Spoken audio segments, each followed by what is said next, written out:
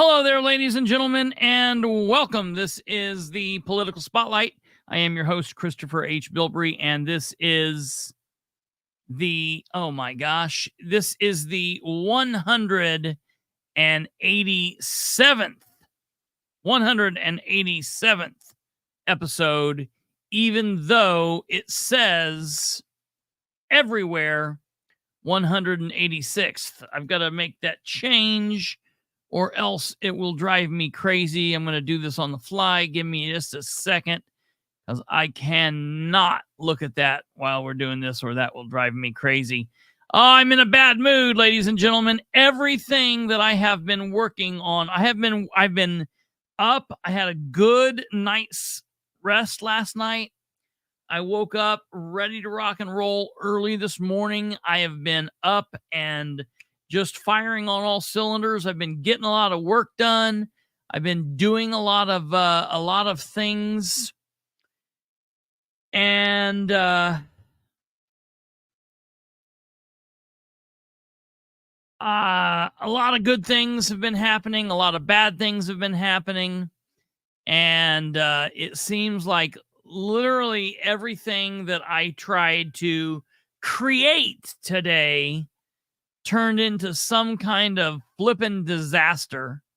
And it was one thing after the next, and it was just horrible. And so I'm not in a good mood, but we're going to get that behind us, because we have a great show. We have a good guest that's going to be coming on with us, and we're going to be talking about the good things that's going on here. This is going to be a good show.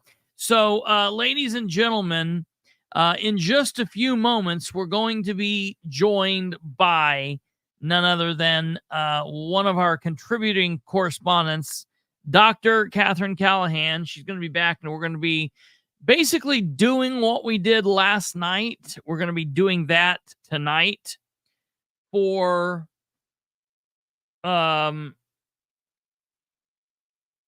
Madison County, and we're going to be looking at that, but we're going to be talking about a few other things and doing that. Before we get started into all of that, and before we get involved in all of the politics of the evening, before all of that, I do want to ask you to do us a favor. If you're watching on YouTube, do the YouTube things. Hit the like button. Hit the subscribe button if you're not subscribed. Hit the bell so you get notified when we go live. Communicate with us over there if you're watching live. If you're not watching live and you're watching this whenever, comment down below.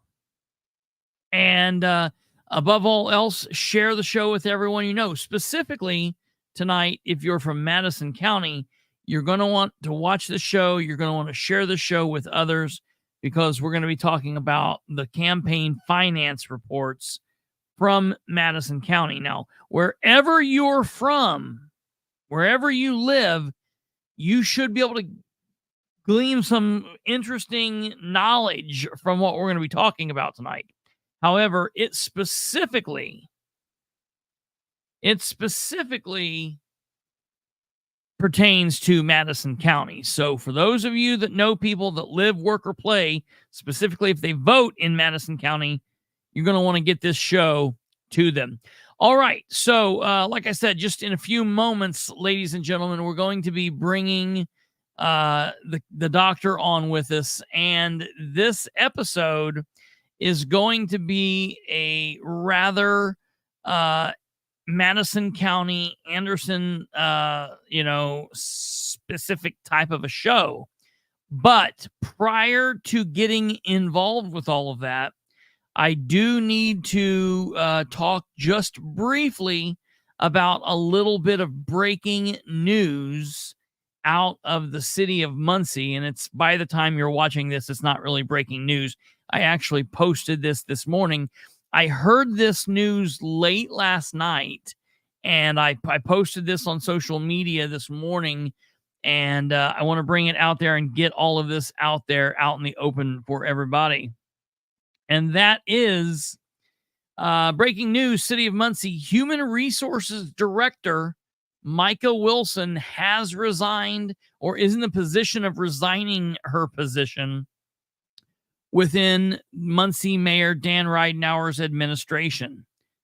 Sources within inside the city hall have stated that Wilson will finish out, I was originally told the rest of this week. Now I'm being told she will finish out the rest of this month. Wilson will be the 21st Ridenour appointment and or / department head to leave or be removed and or be switched out of the position that she was originally placed in. 21 other key appointments for Ridenour gone. It's just unheard of. This is the second big change since the new term started back in January. That's kind of an unheard of thing. Matter of fact, out of the 21 others that have left, the first 15 or 16 occurred and took place within the first year or year and a half of the mayor's first term. And that, my friends, is just really, really out there. That just does not happen. I mean, thinking back, in the mayor's office before, the mayor's administration before Dan, Tyler, he lost like 2 people in the entire time that he was in office for 8 years. And before that, with McShirley, she lost a couple people, but 21 key appointments is a major thing. And specifically when looking at where these people have been, we're talking about having 5 communications directors. We're talking about having 2 department heads in the HR department. We're talking about having 4 fire chiefs. Just on and on and on. 2 street departments will now be on our 3rd street department official, our 2nd or 3rd animal shelter department head. Realistically, the only key department heads that have stayed in place have been basically the chief and the 2 deputy chiefs of police in the Muncie Police Department. But besides that, everybody else has kind of went haywire. So this is big news. And the reason it's big news specifically for Muncie right now is because Micah Wilson will be leaving the HR department while the city is currently in just absolutely dire straits when it comes to their agreement and their working arrangements with the AFSCME employees. Now, for those of you that are saying like, wait, what did he just say? What did he say? AFSCME is the union that represents everybody that is a full-time union employee in city government or county or state government that is not a police officer or not a firefighter. So AFSCME is the acronym. It stands for American Federation of State, County, and Municipal Employees.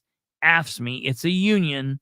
And basically, it works for the employees the same way the FOP works for the police officers and the fire union works for the fire department. And right now, the Ridenour administration is in a real big bind with these people because they currently do not have a contract in place for the new year. They have been in negotiations for this new contract since last year. They should have agreed on this sometime early to mid last year. They did with the police department. They did with the fire department. There's been a lot of people saying they think that the mayor wants to break the AFSCME contract. He wants to completely get rid of the union.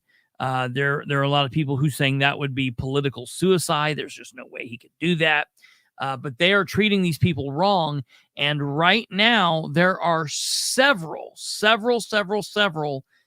grievances that are before the HR director, and they are currently the city and AFSCME is in arbitration. And the HR director plays a very big role in that responsibility. So the fact that she's leaving right in the middle of all of this is not good for Dan. It's not good for the city. It's some might say it could be good for AFSCME. Who knows? I don't know. But there's a whole lot of chaos.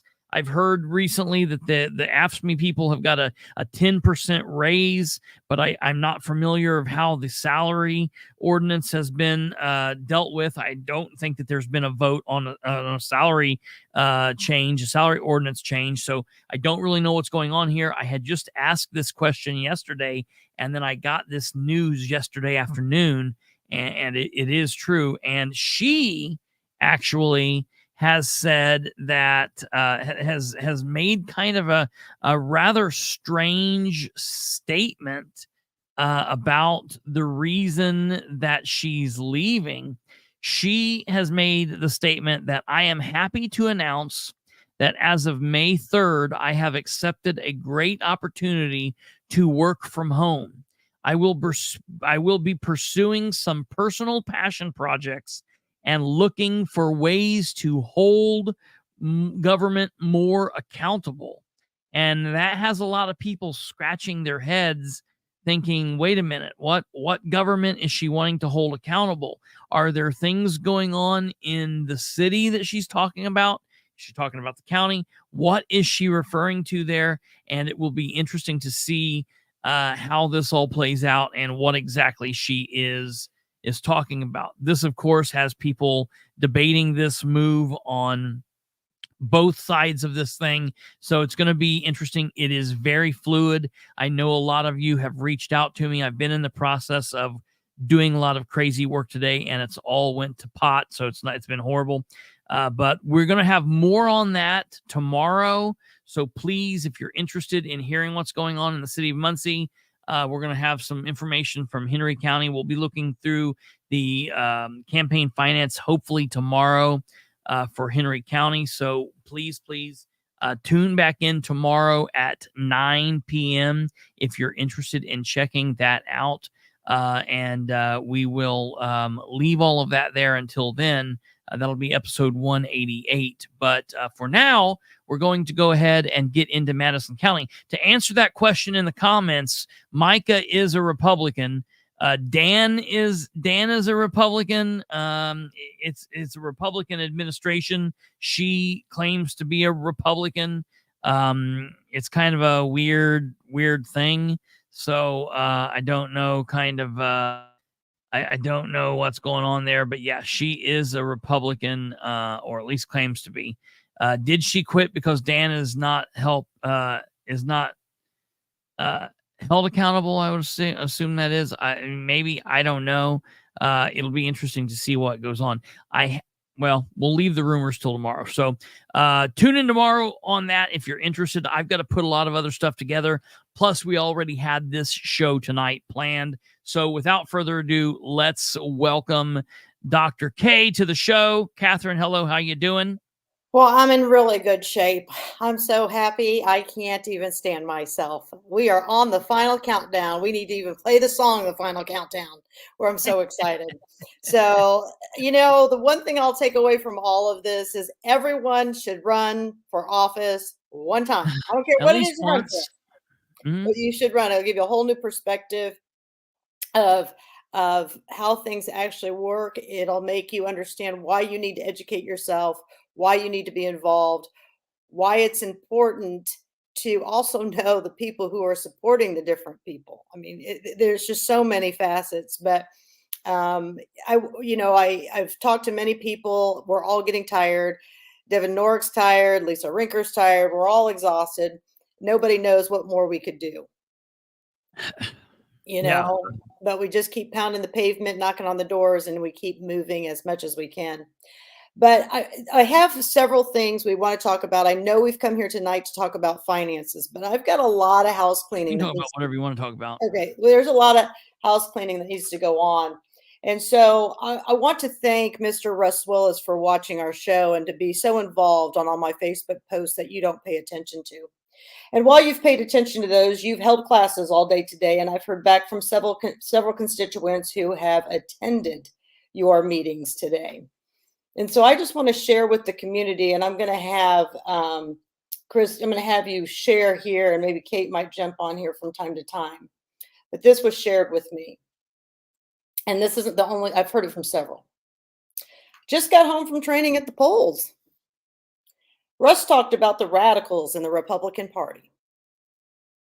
He said that the Republican Party will not permit watchers this year. I didn't know you could just shut down watchers. The Democrats will, but he's not worried about their behavior. He's worried about the radicals. He said to call 911 to have anyone that is not supposed to be there or anyone that takes pictures to be arrested.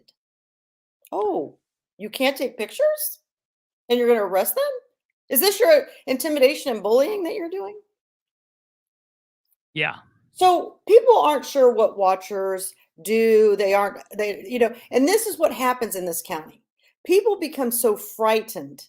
Listen, charge your phones, take your pictures, do whatever you think you need to do if you feel something is being violated. I have no problems with To any hell of with it. that.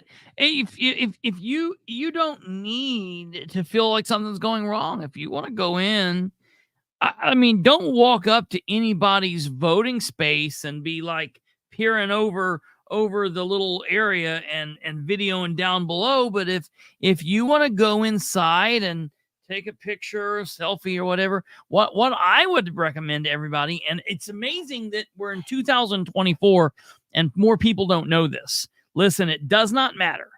If you have an iPhone, it's on there. I don't have iPhone.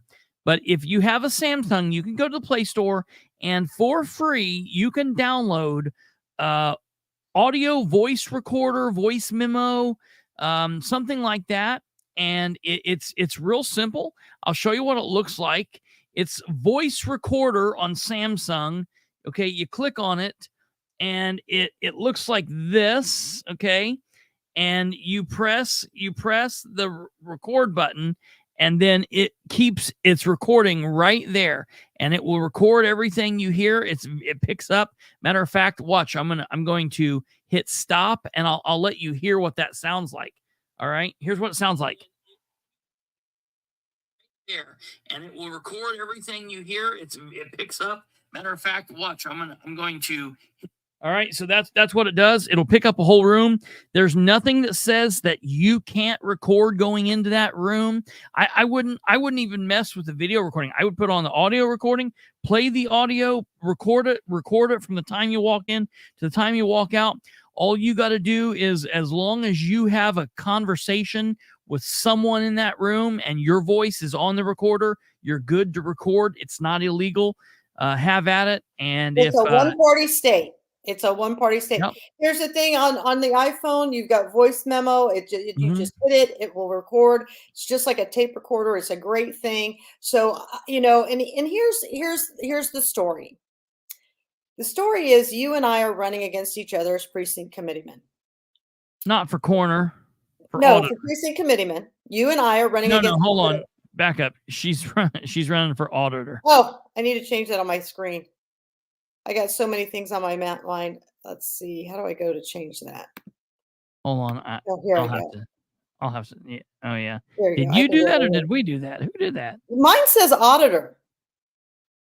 Mine is on there correctly. Mine says Dr. Katherine Callahan for Madison County Auditor 2024. Okay, there it is. That was really weird.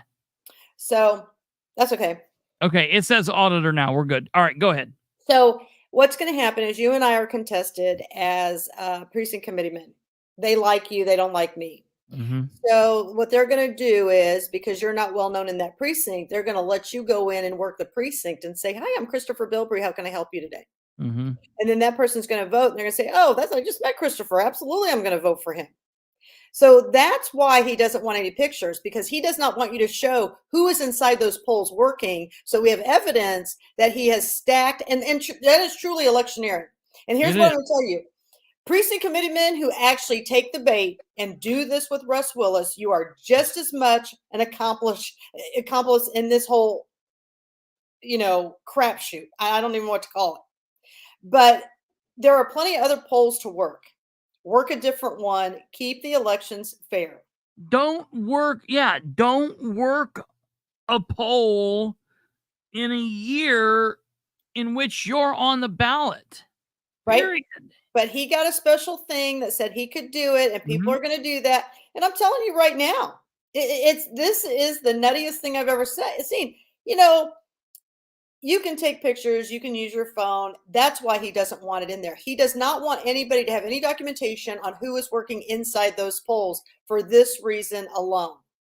So, it's kind of funny. Down in Ingalls, Rick Gardner's son is a precinct committee man down there.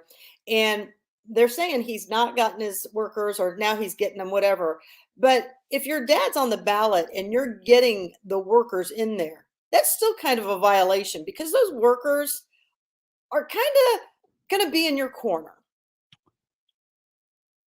Wait, now, tell me again. So Rick Gardner's son is not actually working on a poll, but he's getting people to work on a poll? Because he's the precinct committeeman down there. Okay. Now, in the past, he's never been allowed to do that. I know it's in the semantics, but that's what I'm saying. People just need to be aware, right?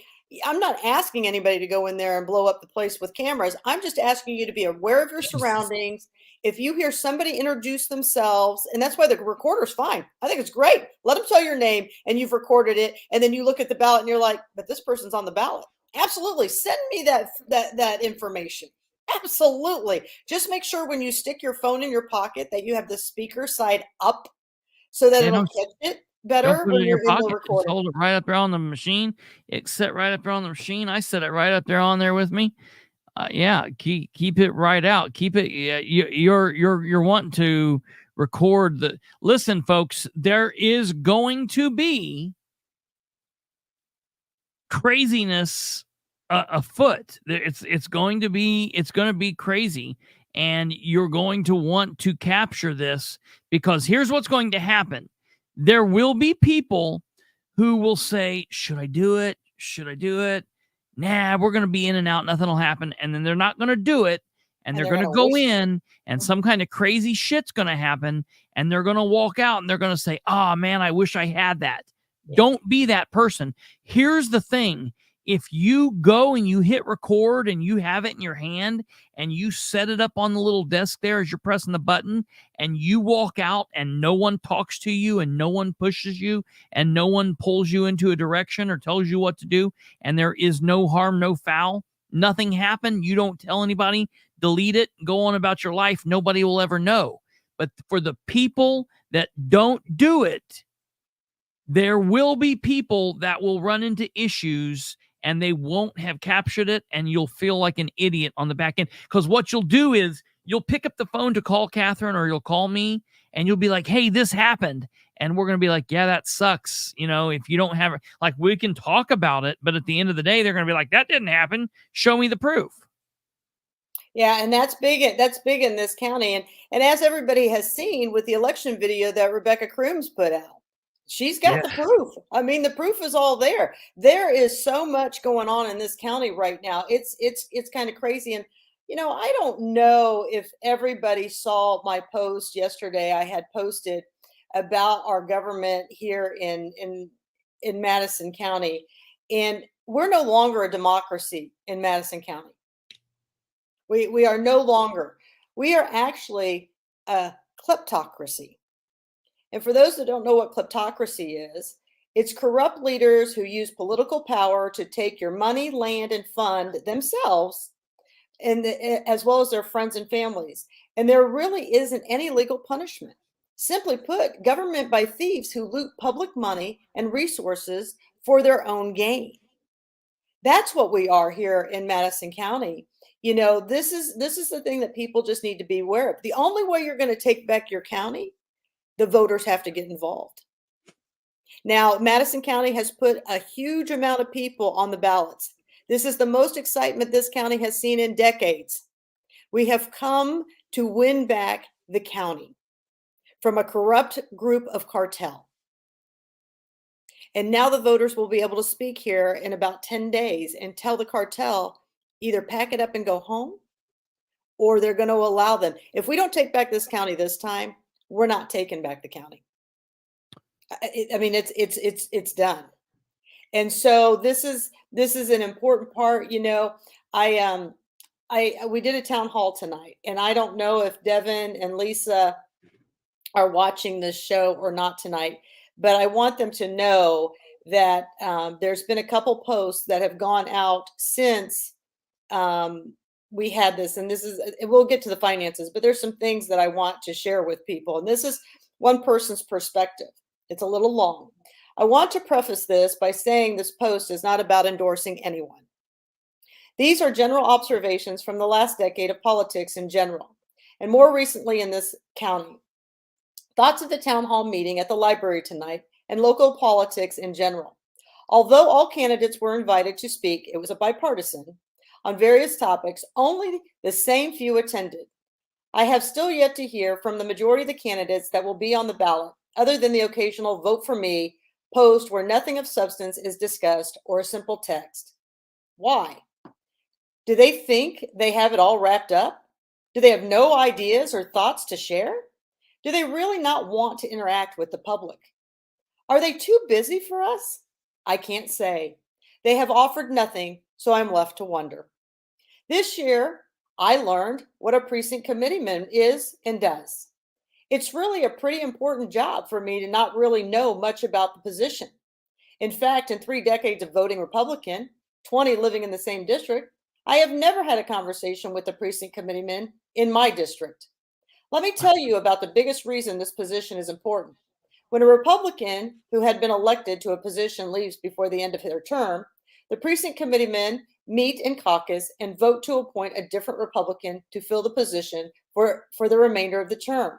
For example, in the past few years, the majority of the town council members who have served have not completed their positions, and we were replaced by an appointed person that you did not vote for, some of who served as president and then appointed others to planning, BZA, etc. So in essence, they pick for you since the person you voted for quit. Now, if you have never met the precinct committeeman, do you have any real reason to believe that person has any idea what the Republicans they represent want? How do you think they make the decision? So since the precinct committeemen are picking our leaders for us, we really should be putting some time and thought into who we are voting for to fill the precinct committeeman spot. Yes. I've seen a lot of vote for so-and-so. I pay attention to what people are saying. I ask questions. I keep an open mind. I ask myself 3 questions. Can I trust this candidate to do the right thing, even when it's hard and maybe not their individual benefit? Do they do what they say they will do? What qualifies them for the position over the other candidates? I don't ask if I like the person's personality. After all, some of the nicest people can't pass the first question. So whatever your criteria are for choosing a candidate, please take the time to think those criteria through and make sure they are going to get you the results you want to see in our government leadership. And so I will say that we've done 6 town halls all over the county. We've been to every section. And we've won. We have educated voters on things they have never, ever seen before. And so, I hope that others had that same takeaway. Precinct committeemen, this is absolutely, absolutely critical that you get this right. And so as we went into this same person wanted to post. And now I know you'll find some humor this, and I don't know if Dave Sargent's watching tonight, but Dave Sargent likes to tell people all the time, Katherine is about as subtle as a hand grenade. So So when this was posted about me just a little bit ago, I was not upset. I'm flattered. Actually, I'm very flattered by this. Full disclosure: this post is to share my thoughts on Katherine Callahan. Now, let me tell you, I've taken quite a beating on Facebook lately. Katherine and I No. have butted heads a few times. It doesn't bother me. I love strong women with big personalities. We need each other because the rest of the world rarely gets us. We make our own space. If you're lucky enough to have a woman like that in your corner, you know she will be the dozer that pushes you to exceed your own self expectations, the fire that burns away all of your excuses, your biggest fan, fearless defender, and the most frustrating person, sometimes bluntly hurtful, the most bluntful person you'll ever know in your life. If you're not lucky enough to have one, you probably are irritated and intimidated by one. Catherine isn't a firecracker. She's a mortar shell. One that makes noise, the other makes change. When the rest of us were still worrying ourselves over how we were going to protect our town because we couldn't get our leaders to listen to concerns about LKQ being a danger to our water, Catherine was writing checks to a highly qualified attorney, printing signs, and organizing a team to find experts to inform the decision makers.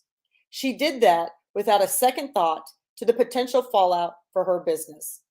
Even if you didn't like the outcome or what she had to say, she showed her commitment to doing the right thing, even if it wouldn't benefit her personally.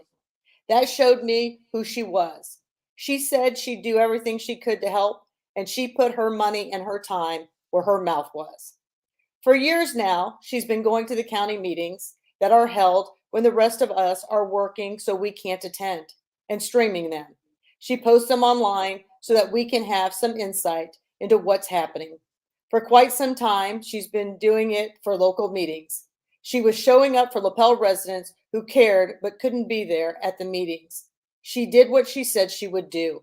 I grew up in New York for the formative years of my life where Donald Trump's daily misadventures were the first or second page of every daily newspaper. I think we can all agree that just since entering politics, he said some nasty things. I'll save you the retelling. Yet for 4 years, I have heard Republicans repeat, personality aside, he's the most qualified candidate. He's a successful businessman. He knows how to make the economy run. It was a mantra of sorts. So now, when I see Republicans actively campaigning for her opponent, who not only uses broken promises to creditors as standard business practice, but can't be bothered to speak to it, all because they don't like her personality, I shake my head. If you want someone to continue business as usual, another cog in the wheel of status quo politics in Madison County, vote for the guy who doesn't upset anyone. On the other hand, if you want things to change for the better, start voting for the ones out out start voting for the ones out there disrupting, crying out, taking shots, taking hits, the ones actively in the fight. Everyone is a nice guy when everything is going his way. Nice never did a hard thing. Hard things, big changes. They are messy and scary. They take mortar shells to accomplish, not firecrackers. And so that was written by Christy Worthman, who's an excellent writer. She is often very active in the politics in Lapel. She goes to several meetings. She spends a lot of time dissecting the information, researching the information. That's a person who really should be on a council here in Lapel. And the thing is it was funny because she asked me, "Are you offended by what I have posted?" I'm not offended by you. I'm flattered by what you posted. Because what Yeah, we've got going on right now, oh, it's not working. right. So, and what's so funny is that Todd Culp came on Lapel Chatter, and he's telling everybody, "Hello, friends. Hey, I've been the chief deputy. Vote for me. It's in 2 weeks. I'd appreciate your vote," but hasn't shown up at one town hall meeting. To make matters worse, this is what I love even more. Our District 4 down here, our elected county councilman is Rob Steele. Yeah. Rob Steele says, Todd has served the county well over the past 7.5 years as the chief deputy auditor. He is the most qualified and capable person to succeed Rick Gardner as our next county auditor. He has been a great asset to those of us on the county council. Join me in voting for Todd in the upcoming Republican Party. Now, I'm not really sure how much Rob's had to drink tonight. Okay. But I'm going to tell you something. I'm not sure where Rob was until 1 o'clock in the morning in October. Oh, we lost her. We'll hopefully she'll be back here in just a second. There was a meeting that she's referencing. And Kate, are you there? Yeah, I see Kate moving. I think she's talking about the October budget meeting. The October budget meeting when they were there till like 1 o'clock in the morning. Oh, there you go. You froze. So we lost you right when you said you didn't know where he was till 1 o'clock in the morning. Yeah, I don't know where he was till 1 o'clock in the morning when we were doing the county budget. I'm not even sure where he was in November when the auditor was called out for submitting the wrong budget. Now, I know he was sitting there in the meeting. I know he was sitting there listening. But was he not actively paying attention? I mean, how is that the most qualified person over 7.5 years? Your auditor and your chief deputy were on the brinks of violating the open door law had it not been caught by Keller, Vaughn, and Norick. Well, absolutely. So absolutely. And Cindy says, yeah, he threw couple under the bus when asked about presenting the wrong budget. And that was Gardner, but yeah. I mean, what is his answer? Has anyone asked him? The wrong budget? No, where when you said where was he till 1 o'clock in the morning? Like what's the answer? Well, no. Then he gets back from Todd Culp. Thanks, Rob. I've enjoyed working for the county council to get you the information you need to make decisions. It's been a pleasure. I'm happy to see Madison County be in a very good financial position. And I'm sitting here. Here's this person. This person says, I don't know you, Todd, but I am getting the vote out for you. I hear great things about you. Best wishes. Has this woman looked at his financials? Has this woman heard about what they're getting ready to do to your taxes in Madison County? Oh, I mean, this is you should see these people on here who's like, oh, damn it. She keeps freezing up here. Hold on. I don't know what. Hopefully. While working closely with you during my time at Madison County, I got to know a great person who I believe is very knowledgeable in government. There is no doubt in my mind you're the best candidate for the office of county auditor. Good luck. I mean, I'm reading all of this stuff. Here's Amy Egley. Now, she's the one that's all upset. Now, Amy Egley, I'm going to call her out. She's assigned to the BZA in the planning. Okay. And she was seeing a guy, and he wanted to get rezoning done down in 13. He got it all done.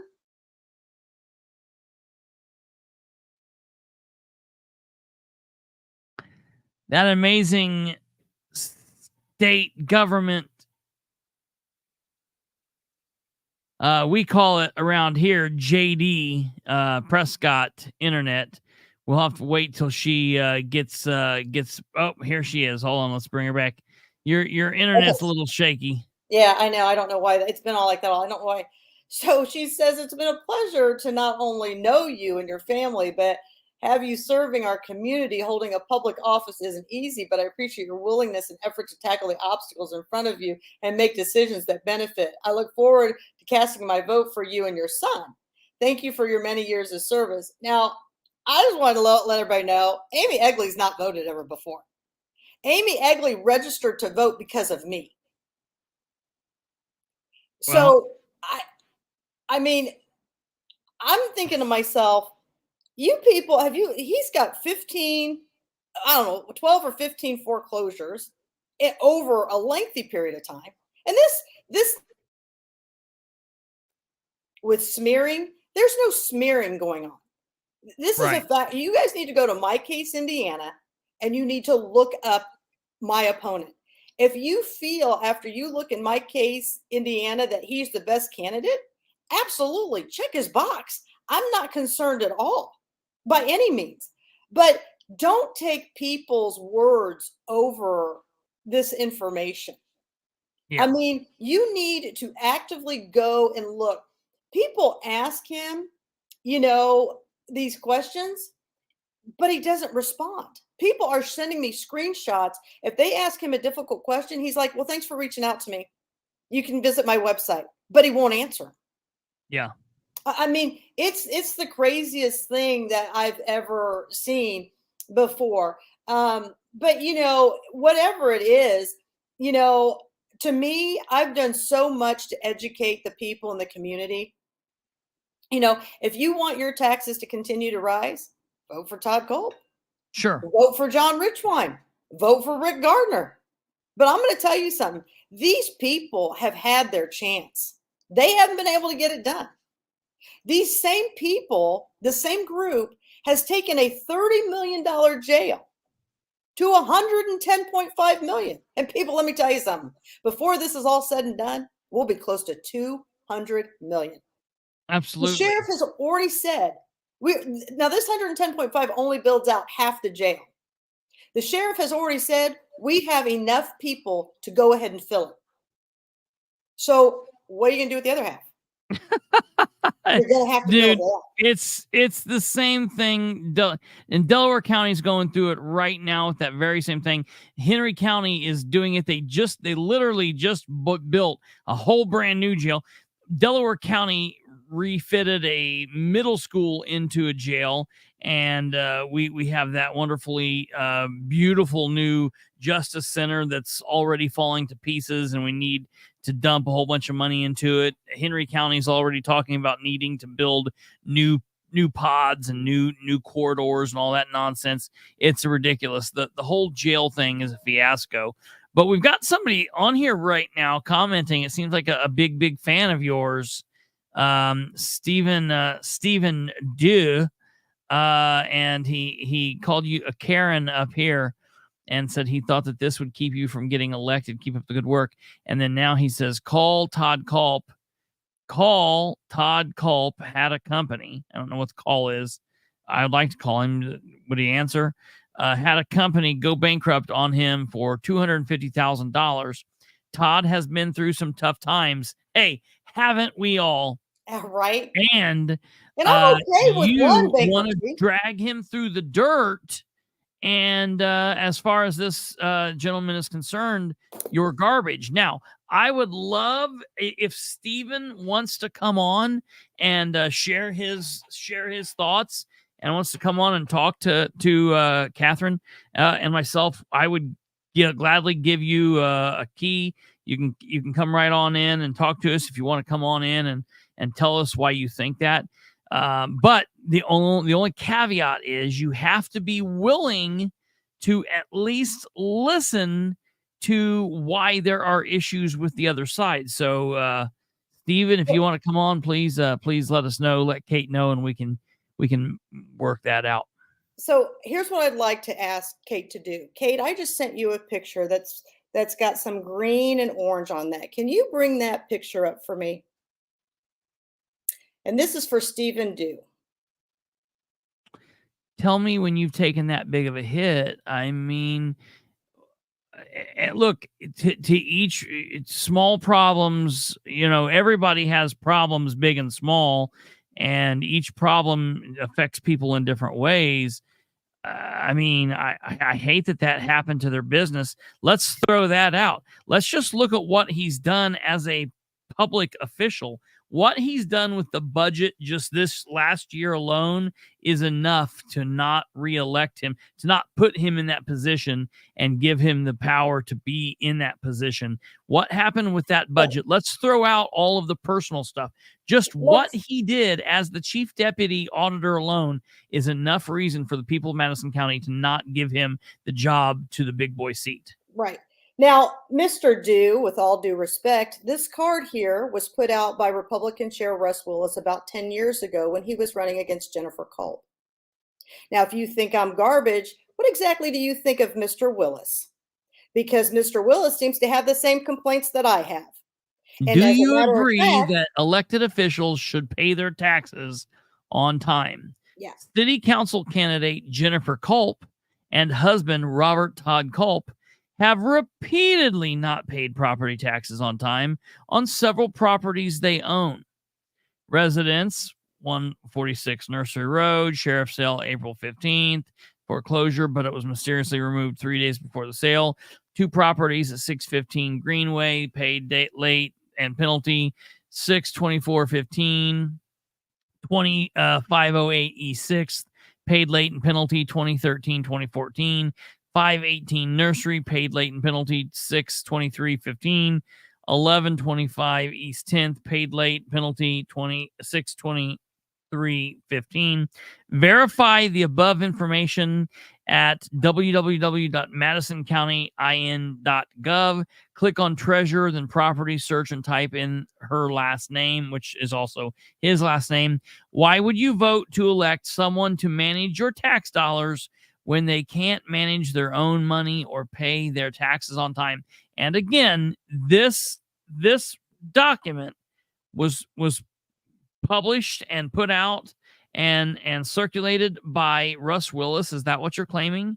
No, that's the truth. I mean, I'm saying that. So that's amazing. I'd like to know how what I'm putting out is garbage, because if it's garbage, then your GOP is putting out the same garbage. So, you can be a nice person, you can be anything you want, but don't tell me my information's garbage when it's factual. Now, Mr. Dew, since we have your undivided attention on here, I've asked Kate if she can pull up my case for Mr. Robert Todd Culp. There's a reason why his first name is not on the election signs. It's not because they've got a family running and they're trying to be cost effective. And Mr. Dew, if they can spend this much money on campaigns, perhaps they can spend this much money on paying their debt back to people. That's how I feel about this. But we'll just see. Since Mr. Dew believes that this is such a great person and all I do is spew garbage, well, then you explain to me why he is the most qualified candidate after we bring up my case and look at what his financial affairs have looked like for decades. Not for one hard time, not for, yes, we all fall on hard times. I get that. Here we go. Now, let's see. By looking at his name, we have 18 results. Okay. Let's see. In those 18 results, we've got mortgage foreclosure. We got more mortgage foreclosure. We got more mortgage foreclosure. We got an infraction. We've got civil collections. We've got more mortgage foreclosures and more mortgage foreclosures and more mortgage foreclosures and more mortgage foreclosures and more mortgage foreclosures. And I'm going to sound like a broken record.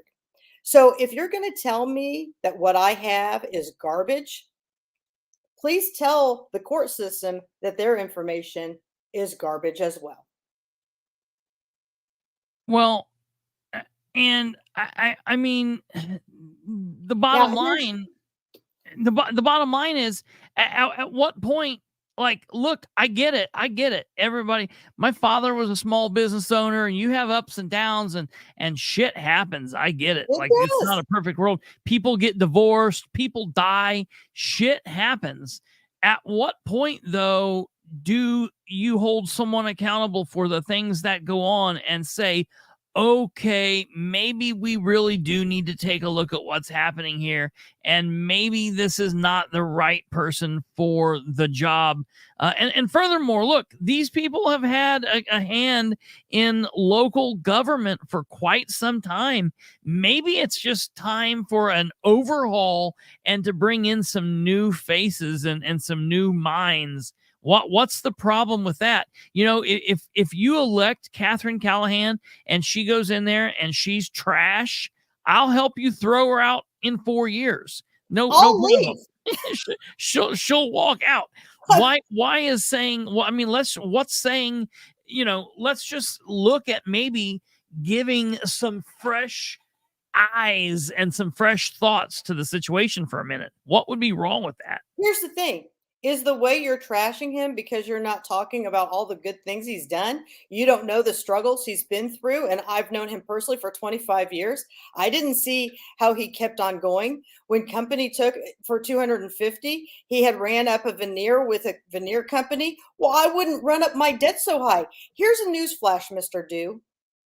I started my own medical practice 10 years ago. I went into over $1 million in debt. I drove around in a van that was 10 years old with no air conditioning with my 2 younger children. I finished my doctorates. I made sacrifices. And when we went through COVID, I had no debt. Why? Because I paid every last bit of my debt back before I began to borrow or take from anybody else. Perhaps he shouldn't have ran up a debt so high that he couldn't pay back. And if you look at America today, that's how our government lives. They run up a debt so high that they don't even know if they can pay it back. And what do? They turn around and raise our taxes to pay their mistakes. Yeah, that's not the conservative way of doing things. He's running. Let's not forget that this is not a Republican running against a Democrat. This is not a conservative running against a liberal. This is the primary, folks. This is conservative Republican Katherine Callahan running against allegedly conservative Republican Todd Culp. So they should both have basically the same idea of things, but to me it seems wildly different. But here's the thing. I think we're looking at this wrong. Stephen, first and foremost, I respect you 1,000% for coming on here and saying your piece, whether you like Katherine or not. Katherine, I guarantee you, feels the same way, does not have a problem if you want to come on here. The fact that you're saying your piece, I'm fine with. But I think that we need to look at this for a second, because we're talking about this in 2 different realms. Katherine is bringing up factual information. I'm not hearing you say anything she's saying is wrong. I'm hearing you say you're knocking him for bad things that happened to him. So you're not saying she's wrong. You're saying it's not right of her to bring up these bad things. Okay, so that's first and foremost. So Katherine is being not requiring that Culp take any responsibility. Yeah, absolutely. Yeah. Right. Well, the other thing is, so when Katherine is talking about this in a factual way, you're talking about Culp from the perspective of, it seems like maybe you're a friend. It seems like maybe you're, I don't know, maybe you're a family member or a close friend. And so we need to be very careful, because it doesn't matter. He could be a serial killer and you're still going to pull for him. So it's not a fair argument, because you're arguing with emotion. You're saying he's a nice guy. Look, honestly, it doesn't matter if he's a nice guy. At the end of the day, can he do the damn job or not? If he can do the job, cool. If he can't, cool. Let's move on. People are great people, but sometimes, all kinds of people are good people, but they shouldn't be singers. People are good people, but they're not business owners. People are good people, but they're not police officers. People are good people, but they're not preachers. And it's okay to be a wonderful person, a wonderful friend, a wonderful husband, a wonderful father, but not be a politician, not be a public servant. Maybe he is a good person, a good friend, but he's just not the person to be the auditor of Madison County. And the problem that you're bringing to us is, you're talking about him as a friend, and we're not going to be able to change your mind. And no matter what we say, you're going to still come back and say, but he's good. Look here with what Leah's saying. It's not right for him to want to be in charge of the money if he can't handle his own repeatedly. It's a no for me, dog. Here's the bottom line. It's okay for you to like him and for him to be a friend, and for you to never buy into what we're saying. But you have to be upfront and honest with, I feel the way I feel because I'm a friend, and that's just it. But it's not right for you to come on here and be like, Katherine's wrong because she's talking the truth. but it's because it's about my friend. We all have friends like that. If Katherine was running against my mother or against, my girlfriend or against my brother or whatever, I'd probably be like, yeah, I like Katherine, but it's going to be, I can't support her for that, because you're close with the person you're close with. You have to be real in your activism for this person. And I think that needs to be known. And here's the thing, plenty of people are asking these tough questions, but Culp has not answered to any of these people. He's not shown up at the meetings. He's not. And if he has a backstory, Mr. Dew, then he needs to come to the town halls. He's had 6 opportunities to explain to the people, and he hasn't shown. So, that's the whole thing. I'm going to encourage everybody. Tomorrow night is the Republican Women's Club. Todd Culp's wife is the president of this, and they're putting on this shindig tomorrow night. I encourage everyone, come out, speak to Mr. Culp, ask him the hard questions. I have never disagreed. I like Todd. I like Todd, right?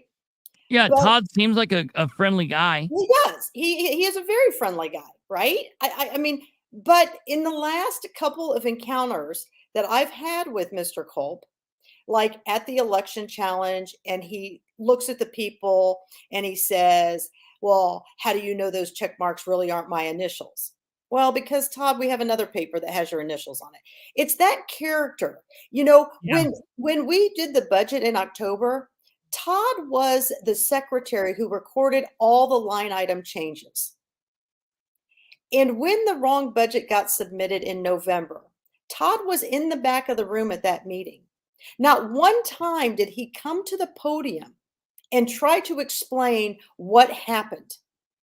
They were making those line change item changes that night in October.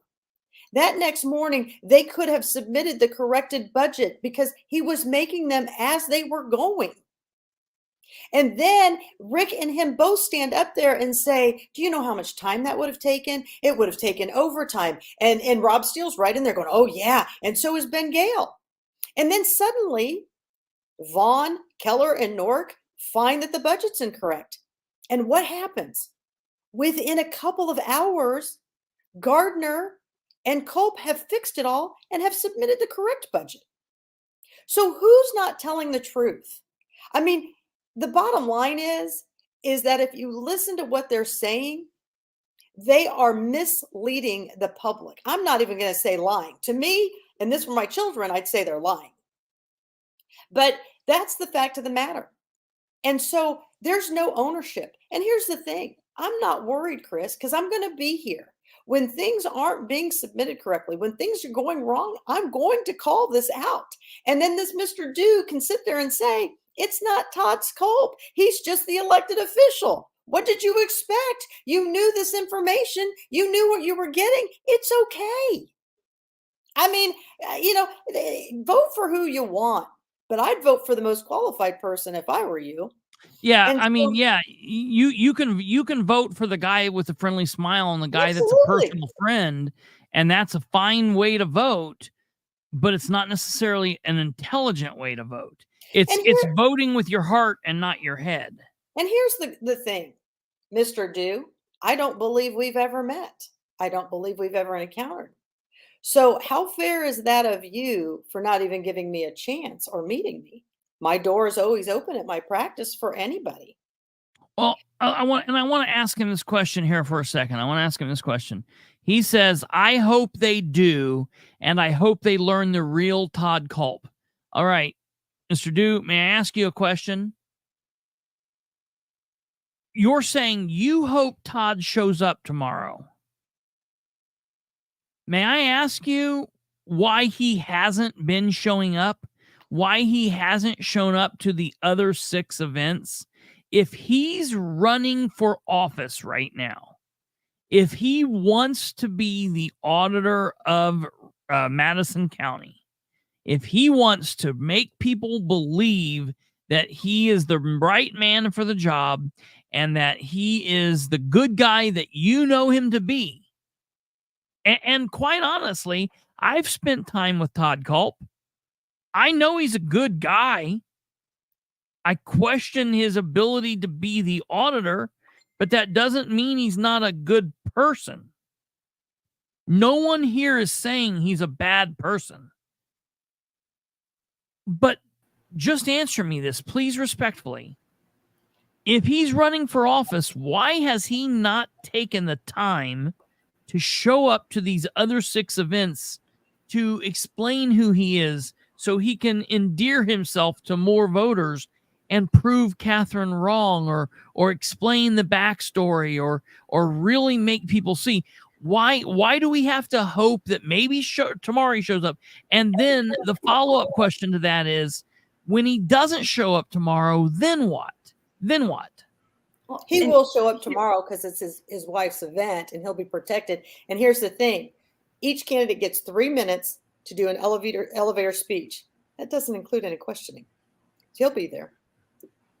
Well, and the problem we've run into in this part of the state is that we vote for people because they're a good person. They go to church. They're nice.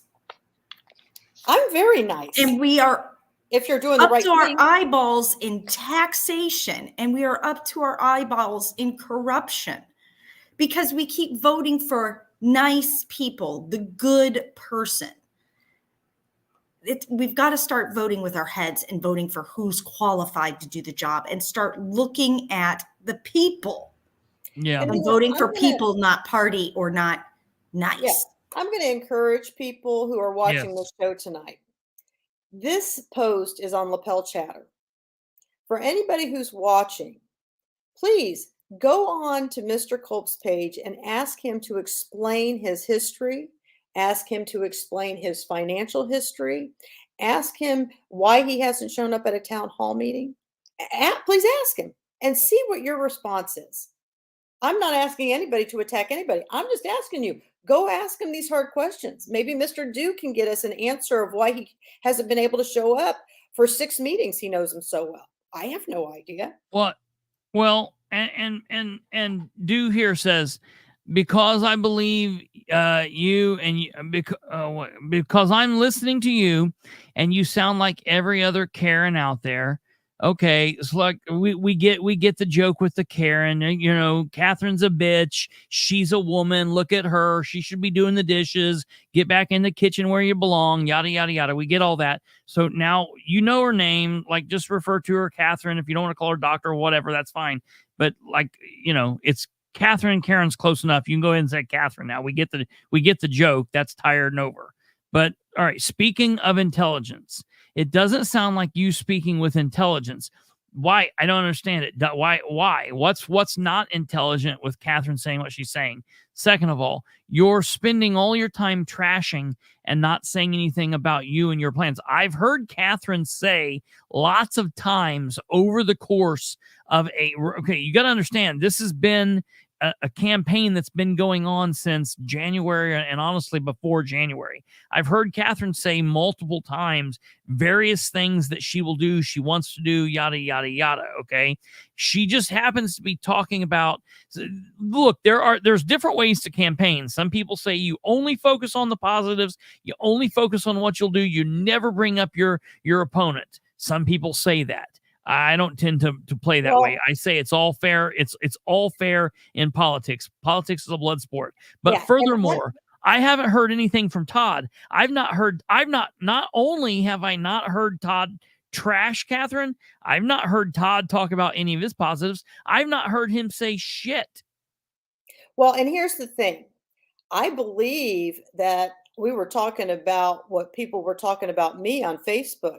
Mm-hmm. I didn't even get into this room till this guy started saying I was saying garbage about Todd. I wasn't even talking about Todd tonight. But you know what? We're not going to side rail this show. Clearly, I'm not going to get his vote. So on that note, Mr. Dew, let's bring up Todd Culp's financials. Yeah, let's take a look at that. All right, let's talk about let's pull up his financials and see if we can talk about Mr. Culp's financials, since we need to get on with that. So This is what we've been waiting for, and we promised we would talk about it. Now, this one here, which one do you have up? Because I sent another one to Kate as well. Oh, are you talking about his one from the old one? I don't have his old one. Okay. Okay. I just have this one pulled up, but I can get the other one if Kate has it. I sent it to Kate a couple nights ago. So, anyways, this is his current financials, and then maybe Kate might find it in the group message of his last one. On this one, it looks like he started his campaign. He has one from that he filed in January, and it does match the starting balance of $7,322.66. It does match. okay. Now, clearly, he got our memo. Okay, he got our memo on he can't put everything in unitemized Yeah, right. things, because the one he did in January, it's unitemized, and so and he got it from a fish fry, and so let me see here. I'm trying to do two things at once. So as we go through here, he says itemized. He's gotten $1,500. Mm-hmm. And then no unitemized at all. Okay. And then he's got a total of $8,822.66. Now, he has spent almost all of it and has $47.03, which, I got to give it to Todd, because you either have to go all in because you're in the primary. If you don't get out of the primary, it's not worth it. So I'm all about it. I mean, I'm glad that he's all in and that he's put every bit of money into it. But I've got some big concerns.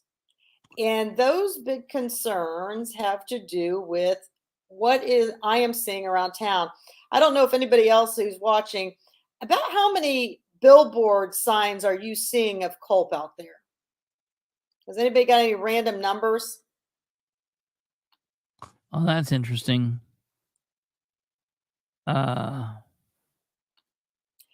Because as I look at his expenditures, let's go down and look at his expenditures. Yeah, his expenditures are a little bit of a question here. So he's given $100 to the women's club, which his wife is the president of. Okay, but he doesn't code why he's giving it to him. Doesn't code that. Now, as an auditor, I would think he would be. Yeah, right. This would be meticulous. I mean, I just was thinking.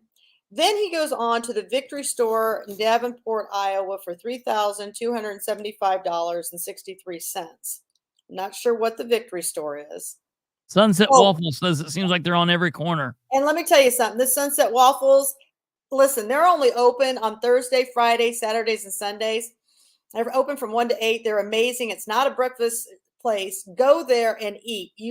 She is a wonderful, wonderful cook, and so is her husband. So go to Sunset Waffles. It's over behind the Scrounge Around off of Satterfield and 53rd, or Martin Luther King and 53rd. It is amazing. You should go to Sunset Waffles, but that's my plug for tonight. And they are not paying me to say that. So anyways, if we go and look at his financials, he's got the Victory Store for $3,275. I don't know if that's a billboard place or not. Says yard signs. Okay, yard signs. Victory Store, Davenport, Iowa. It seems like he's yard signs. Okay, he spent $3,275 on yard signs. Okay. Table sponsor, are you still there? A table or something. Then he's got the Reagan Outdoor Advertising. Okay, and that's for billboard. $900. $900. And then he's got the Lamar Advertising. Yeah. Now, I will tell you, as a businesswoman, in order for me to take a billboard out, it's $600. Now, he might have gotten some package deal, whatever. But if you take 600 to 42, that's 7 billboards. And then maybe this outdoor advertising is 1 or 2 more. I definitely tell you there's more than 9 billboards up in this county. What? Wait. I guarantee What are you talking about? Billboard? Like what kind of size billboard? These are huge billboards. I did a billboard when I ran back in 2001. All right. So we're talking 21 years ago. And it was like $3,000 for 2 months in Muncie. What do you mean you're doing billboards for $600? Like, are you talking about like a monthly rental once it's up? What are you paying for the art? Yeah, once it's up, it's a monthly rental. Yeah, once it's up, it's a monthly rental. Okay, so how much is the overall thing for the art and everything that they're doing? It was probably close to $1,000. Okay, because like to me, these figures here don't seem anywhere close to what he would be paying for. It seems like he's either getting an absolute crazy hell of a deal or something is up, because that does not seem right to me. Yeah, I mean, and that's the thing. I mean, I'm looking at this and I'm trying to think, and then he's got yard signs, right? So now I've got billboard and yard signs. Well, Mr. Duke, can you go ask Mr. Culp where his 4x8 bill is? Because he's got Whoops. 50 4x8 Whoops. signs that go into yards. Where's the payment for that?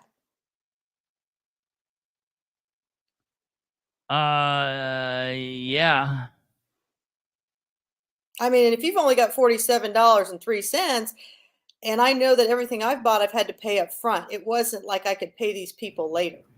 That Victory store Yeah. in Davenport, they do all kinds of They do different yard kinds of- signs. Yeah, Yeah. yard That signs Vic- and yeah. banners and So- all that. So he's But again, got you're small only yard talking- signs. He's got but again, big you're yard only signs, talking and I about just want 30 you to know, maybe I got ripped off. I don't know, but the campaign store is the cheapest that's out there, and I have close to almost 10,000 wrapped up with 25 3x8s, 50 4x4s, You're and insane. 250 yard signs. You're insane. You're insane. maybe he's in with the HRCC. Yeah, right. So, yeah, right. So, let me tell you, normal, Catherine, normal people that run campaigns for like around in East Central Indiana, who are just normal everyday people running a county-wide election, generally spend about $5,000 on yard signs. $10,000 on yard signs is a good chunk of money. But I know you're wanting to cover everything, and you guys have done a good job. But I'll tell you, that does not for what I've seen him. I'm going to tell you, it does not seem. I'm with you on it. Seems like he's not paid. Like he's either got a hell of a deal or something's up. And whatever. I mean, it is what it is. I mean, it's not like we're going to get somebody to do anything here in Madison County. I mean, and they know that there's nothing we can do. So, I mean, I'm just saying, if he's as great as everybody's saying he is, he didn't code this out. So Yeah, I'm completely that's confused, a problem. right? I mean, and clearly he knows how to code it out, because I have his financials from January, and right here he uses the code, so he knows he's supposed to do it. There's no question to that. I just want everybody to be clear. So he's had practice at this in the past. It's not new to him, and I sent Kate a link, and I don't know if she can bring it up or not. It has his financials from January where he didn't itemize out anything. He's got 13,500 and unitemized that he's claiming from a fish fry. I mean, it's bad as you're bowling for James King. Yeah. And so, and I don't see anything in here where he bought any. I mean, he bought a few signs, it looks like, for $2,000, but I don't know what that's for. So that would be, I'd like to know what that is. He paid himself back his $5,000 for what he loaned him initially. He gave another $500 to the Republicans Women's Club. I mean, and again, it is what it is as far as what's going to happen. There's really nothing you can do. I don't know. Has anybody received text from Todd Culp? I know Jonathan sent some out, but I don't know if Todd did. Does anybody, if you got one from Todd, he didn't register any texting stuff. So that's the crazy. other thing. So, I'm just a little concerned over, there's a lot of signs out there. There really is a lot of signs. And, if I was a Republican chair and I was looking at these financials, I'd be questioning them. And because I know Russ is going to question everything about this. What if you were a Republican chair that didn't care about you? Like you want them to win, and Yeah, it's a moot point, but I just want to show the people. yeah, no, you're right, and that's yeah. It doesn't matter to me one way or the other. I don't really care how much they spend. I don't care who donates to them. It is what it is. All I'm doing is making the people aware. And I will tell you, we have come to a time where money buys elections. Oh, absolutely true. That's what buys all the elections is money. It drives it all the way. Also, if anybody ever just gets froggy and wants to go and look up the Indiana Secretary of State's business search, and you look up Reagan Outdoor, just type in Reagan Outdoor and search for it, and tell me what kind of rabbit hole that takes you down. Well, Kate, I sent you a picture of Todd Culp's signs. Or one of you, can you bring that up? I'm off the screen. Let me get back on here. So there's elect Culp. I got a ton of back up. What the hell's this? Where is his disclaimer?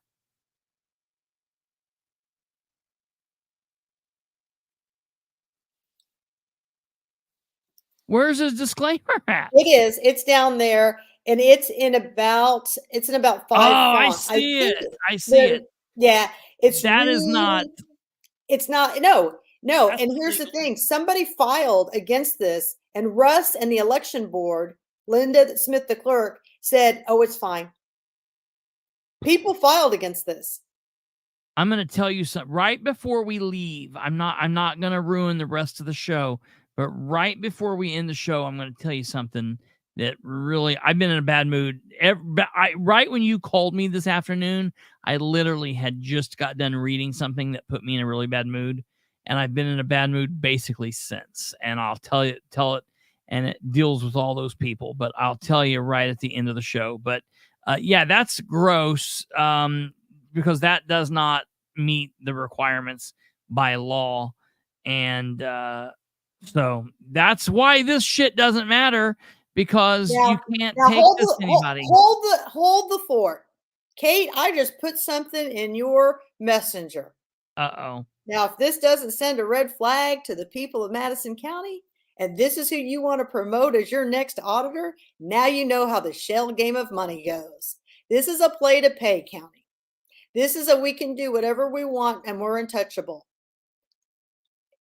Can you put that up for me, Kate? Let me see. Is it in? Where's it at? Where's it at, Catherine? I just sent it to you in Messenger, Kate. Which one? Okay, like in the Madison County group? No, I just gave it just to Kate. Oh. Let's see here. It's just the It's a text. Oh, it's a text? Yeah. Okay. I don't know how I can share this. Can you screenshot it? Send it to me, Catherine. Okay. Send it in Messenger to me. Okay. I'm forwarding it right now, Kristopher. Okay. It's gone. Because it's typed out. Okay. I got it right here. Sorry. No, that's fine. But I want people to know this has gone out to the community. Who paid for it? How did it get paid for? And why isn't it in his financials? Oh yeah. When did it get sent? Was it after the 12th? Oh, I doubt. No, I don't know when it got sent. Okay, hold on here. All right, we're gonna put it up like this, and this is good. Okay.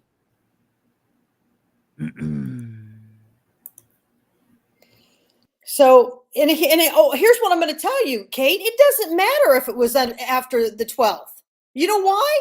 He didn't have any money. He got $47. Oh well.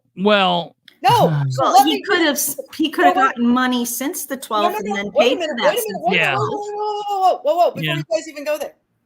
This just goes to show you he will spend more than what he has. Well, he could something. technically spend. He could No, technically I get get money. that. I get what you're saying, Chris. Yeah. But see the habitual pattern? Well, I'll just go Well, ahead and spend this, sure. and maybe I'll get the donation. Do you see what I'm saying? This well, is not how you run a business. Well, hold on now. Wait. So I want to make sure what you're saying exactly. So it would be perfectly legal. I want to make sure now here real quick, because I don't think this is what happened, but it would be perfectly legal for, say, for example, the filing period is only until the 12th, but the election goes until the 7th. So you can still buy and collect money.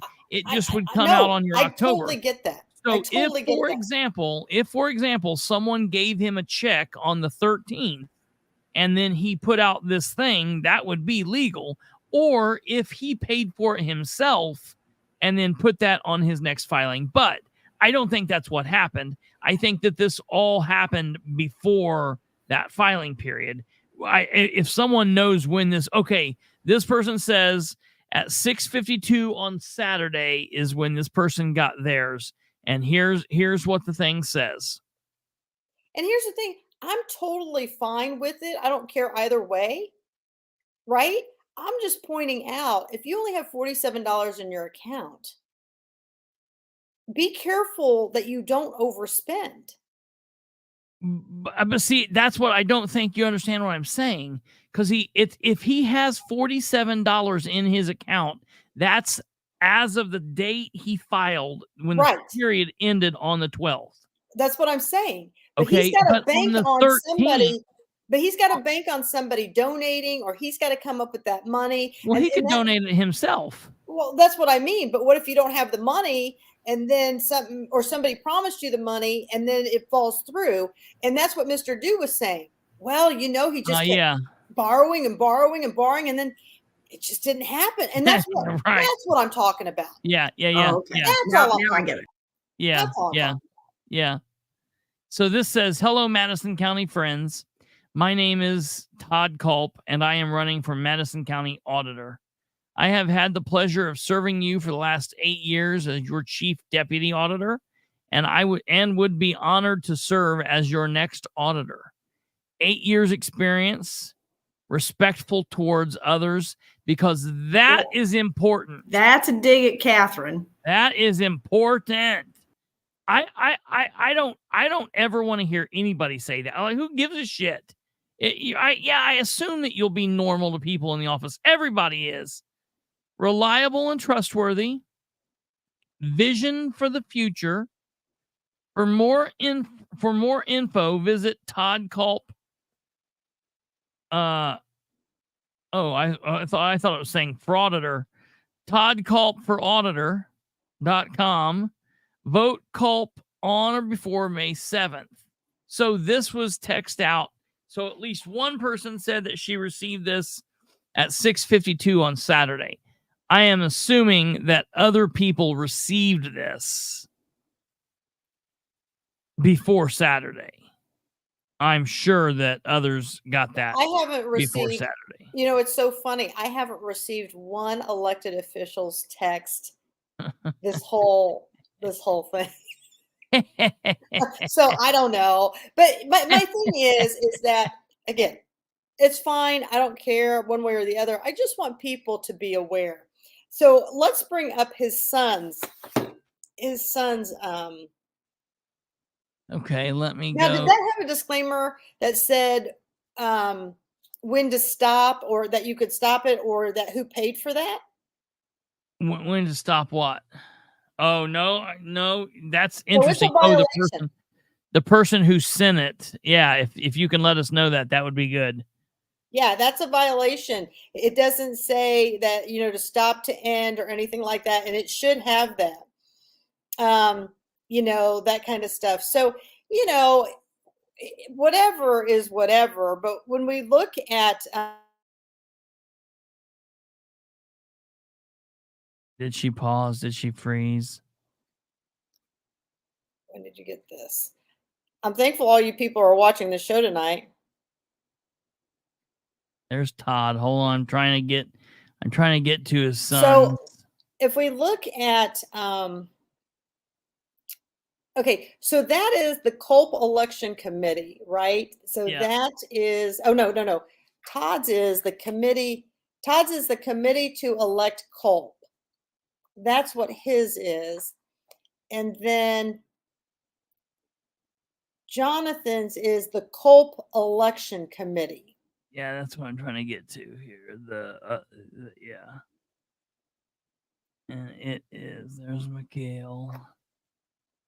There's Jason Turner. Okay, I think this is that's Scott Green. I mean, my gosh, to send, I don't know how many texts they bought.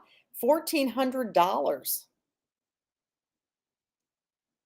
$1,400. That's pretty crazy. Yeah. Okay, here we are. I want to read that. What's Dutch saying there? The incumbents don't want to face the general public, so they use signs, text messages, and billboards. I'm sure the text message is being sent out by Rich Wine and Culp were obtained through county records. Oh, absolutely. Well, here's the thing. Lisa Rinker, who should be the next commissioner up there in District 3, she's asked for access to the GOP database since January. She has never been given that access. But Rich Wine's got that access. Now, to me, see, that's another one of those things where I'm like, that's electioneering right there. You're cutting people out. And so I feel like that's electioneering. So, it's one of those things. So, I mean, if people want honesty, if they want integrity, and that they want people who are going to do the right thing when nobody's looking, you probably should vote for the new faces of Madison County. Listen, let's just stop for a second. I know. Rich Wine has been commissioner or has been in Madison County government for over 8 different terms. Yeah. Right? For 8 different terms. If Lisa's watching tonight, she would know the exact number. I think he's been the commissioner 6 times. And then he was on county council twice. So he did 8 years at county council, and then he's done 6 terms as commissioner. 8 years of county council? Yeah, so 2 terms in county council. And here's the thing. Some farmer said it the best. John, if you haven't been able to do it by now, That's probably 32 years, dude. Yeah, he's been in there 28 to 32 years. Mm-hmm. Yeah. How old is he? What is he's he? Not 50? 57? Is he? Yeah, I think he's like between 55 to 57 or something like that. So let's just say he's as old. Let's just say he's as old as he could be. Let's say he's 57. That means he's been in government since he's been 25. Yeah. Yeah. He graduated from Purdue and got in the middle of this mess. And look at the county. Look what it looks like now. It's probably just time to say, look, thank you. Here's the key to the county, key to the city. Here's the here you're whatever. Give him every award. Give him a Purple Heart. Throw it all at him. I don't care. Just get rid of him. Well, you see, John Richwine's not going to go unless he can bankrupt the county to build this jail. Just get rid of him. So 32 years in local government. Yeah. Yeah. I mean, it's just nuts. I mean, so, Jonathan, Yeah, let's go down here and look at his. So he's he started out with 0. mhm, He got itemized 3,023.17. yeah. Oh, wow. And he understands it. He gets it. He's throwing it all on the line. Yep. He got 30, 23, 17, and he spent 30, 23, 17. That's hard to do. Well, That's I'm when sure, they just make the numbers fit whatever they want to say. and I'm sure what they did is they purchased the items and then they only put in exactly what they needed. That is You know, 100% what happened. yeah, that's what happened. I mean, it's not that big. I mean, and that's the whole thing. I mean, you do that and, it is what it is. But as we move forward here, because I want to show. Yeah. Okay, wait. This is big. Leah got text from John Culp on April 12th. Yes. Now, that means whatever happened, it happened prior to the deadline because they didn't get the text messages going out on the 12th day of the deadline. He's got it on there. He's got texting on there. Yeah, okay, he's got it on is. So he got 1,000 from Donnie Holland, and then he put in. Okay, so then because who and I'm going puts to in say this: if 20, Jonathan's 23, watching 17? tonight, I'm really not sure why Jonathan didn't loan himself that money. Yeah, right. So he could pay himself back. Now he can't pay himself back. Right? If you notice something interesting, if you scroll down just a tiny little bit there, you'll see that his are coded. Oh, I know. I know. I mean, he can, you know what I'd also like to see is call a bunch of these people on these large donations and make sure they turned in the extra donations. Make sure they turn in what? The forms for large donations. You know how you're supposed to, I'd like to see if they turned in those forms. Yeah. And again, it doesn't matter, people. I'm not nitpicking this to death. I'm just saying if the rules are going to be there, then we got to follow them. I am nitpicking it to death for the very thing that you just said, because if the rules are there for this and they are willing to cross the rules for this, listen, folks, the best way to figure out how someone is going to work as a public office is to watch how they campaign. How someone campaigns is how they will work as a public official. If someone is willing to communicate, they're funny, they got a sense of humor, they're willing to kind of take the piss out of themselves, they're willing to talk, and they're open and they're honest, chances are they're going to be an elected official who's willing to communicate and is down to earth. But if somebody is buttoned up and they won't go to any events and they don't like talking and they don't communicate and they're not open and they're not honest, chances are that's what you're going to get. I have seen people campaign beautifully and become a turd elected official. I have seen people be a horrible candidate and being a horrible official. I have never seen someone be horrible at campaigning and then just become an amazing elected official. It doesn't work that way. So generally, you need to watch how someone campaigns because it will tell you a lot about how they're going to act as an elected official. In all fairness, we need a class. Like, Russ should put on a class for everybody so that everybody knows what to do. Because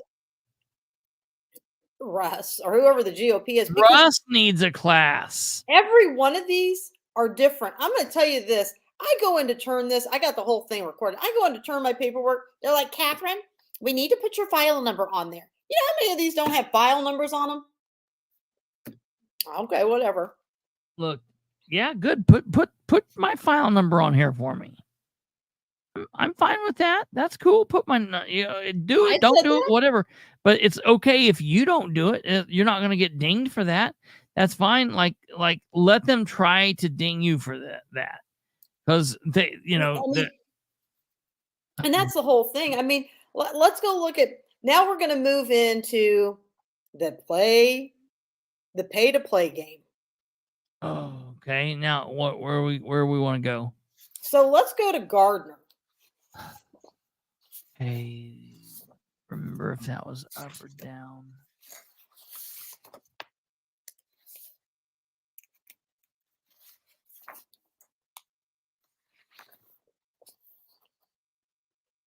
Charles. And for anybody who's watching, you can go to my Facebook page. I have all these posted for everybody to see. So as we look at Rick Gardner, he only had $250 to start with. I have requested his other financials to see if that all matches. Yeah. And so he has itemized $21,000 and man, expenditures $21,000. He has spent a lot on billboards too. Now, when you go to the back of his page, he's got the first one he's got there. He doesn't tell us the occupations of these people. Yeah. Okay.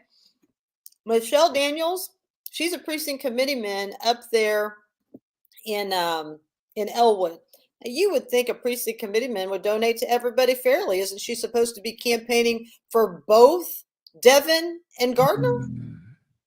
Wouldn't that be the right thing to do? I mean, isn't that what Republicans in good standing do? They support both candidates until we get to a primary? Yeah. I mean, I'm just saying. Let's see. Wes and Diana Likens, they donated $500. Well, who is Wes and Diana Likens? Diana is a current sitting councilwoman. So she's making sure that she stays in the good graces of the auditor so that he won't call them on any of their stuff.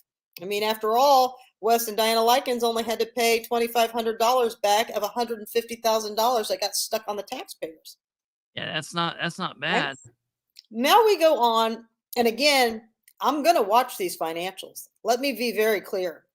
So Rick and Connie Gardner they do a direct for $7,000. They don't loan themselves the money, so they can't pay themselves back.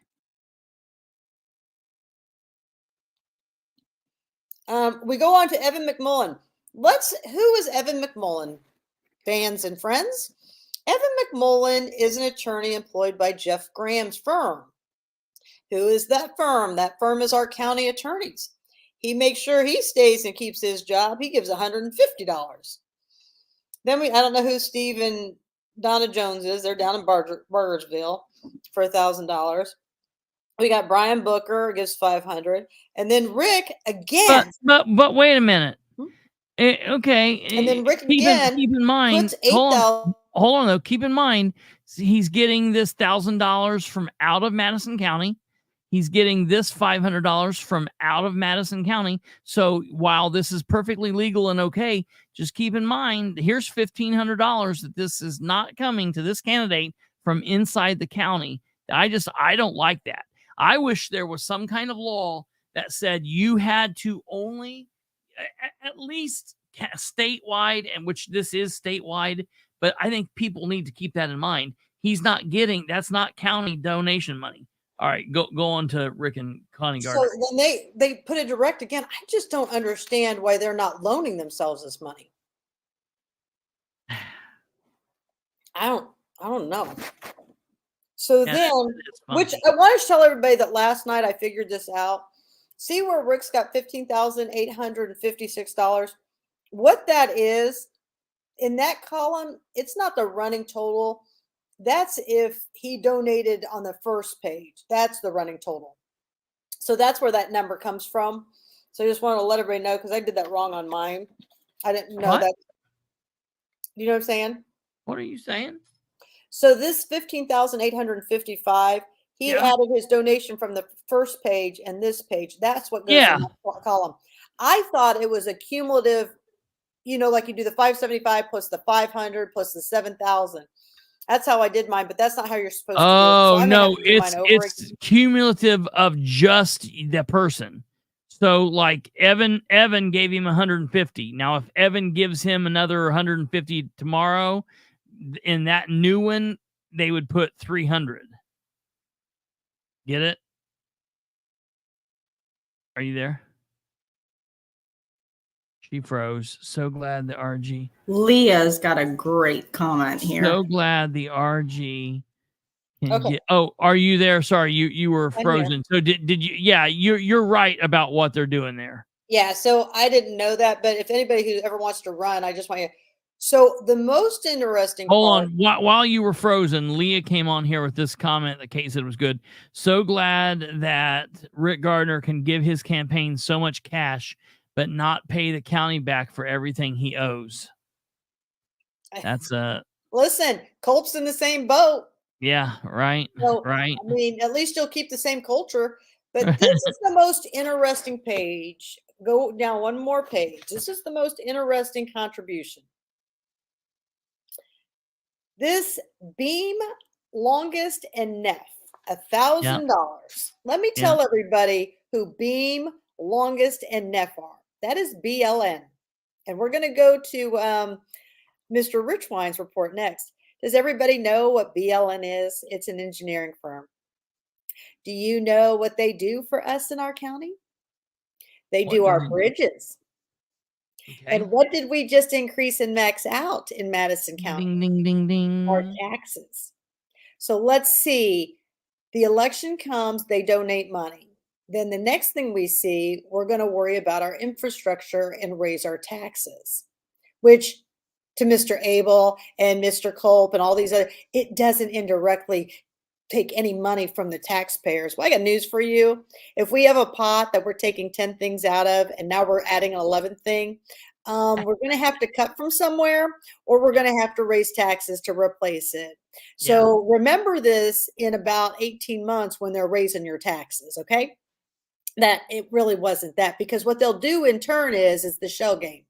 It'll be the part where we're going to rob Peter to pay Paul thing. They'll tell you, oh my gosh, we got to get more officers out. Oh my gosh, we got to save our children. And then they'll raise it, and you guys will have forgotten about the bridge tax by then. Yeah. So you guys who are hammering down on me saying I'm not putting out accurate information, I'm not buying what you're selling. I might be female, but I'm not a dumb female. So on that note, now you've got the county attorney paying. So what would anybody have the right to say? This looks like we have a pay-to-play county. Yeah. Oh, yeah. So then we go down and the Friends of Madison County, another night we'll do PACs. They give their money. Then we get into the expenditures. And I mean, he's got a ton of billboards up too. I mean, he's got a crazy amount of billboards up. So, yeah. It is what it is. Like communication, consulting, Now, cards, consulting, signs, vinyl, stamps, breakfast, stamps, connectors. Consulting for what? Yeah, they're the ones. Go back. They're the ones doing his campaign ads and stuff. Yeah. Oh, jeez. Yeah, he's a big time deal, man. Okay, now I want to draw everybody's attention to this auditor's report. He is the auditor. Yeah. I know for a fact people got text messages on Rick Gardner. Yeah. Where is that in this report? Doesn't look like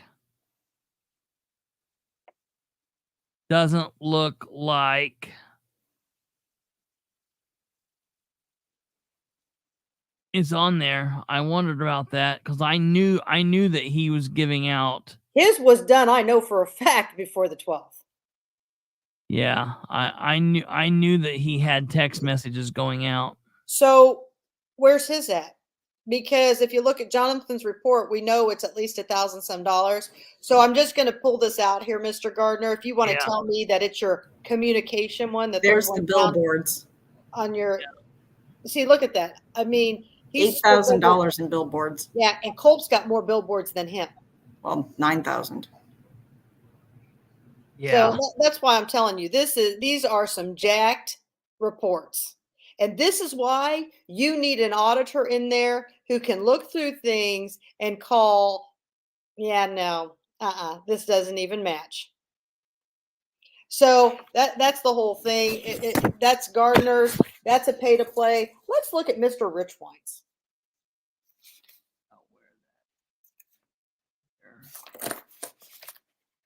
Look at where his is. Twine. Did it by hand.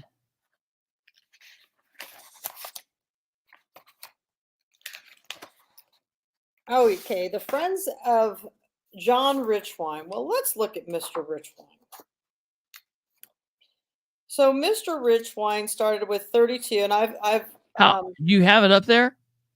I have Oh the. no. Hold on here. Let me. I'm I almost. put mine in alphabetical order. I just have. Oh, here it is. Okay, Mr. Richwine. Actually, okay. Actually, I did have. Okay, so you've got one, right? Yours says, does it say 725? Oh no, you got 3209. No, I've got the one, just the one from this year. Okay, the one from this year. Okay, so the one from this year says it has a starting amount of $3,209.32. I am requesting his 20, 22, 23, 21s because when he ended roughly in 2020, he didn't have that much. So I'll be interested to see if his numbers actually match up. So anyways, when you look through Mr. Richwine's packet, he's got 7,900 itemized for contributions. And see, he hasn't really spent much of anything. Yeah, that's wild. Yeah. So let's make sure we all take a good look here. We What? want to make sure that the young attorney, Evan McMullen, make sure he keeps his job. Okay, So yeah. he's got $250. Wow. It's weird. Evan gave him $250 and the other guy $150. Yeah. So I mean, it is what it is. Now Nancy Likens is the wife to George Likens. Okay. And so they made sure they kept him in that good grace. And then we go to Graham's. That's our county attorney's firm. And they made sure they put in $1,000. Now hold your seat. Who do we see here again? BLN. Who's BLN? And now he put emergency management.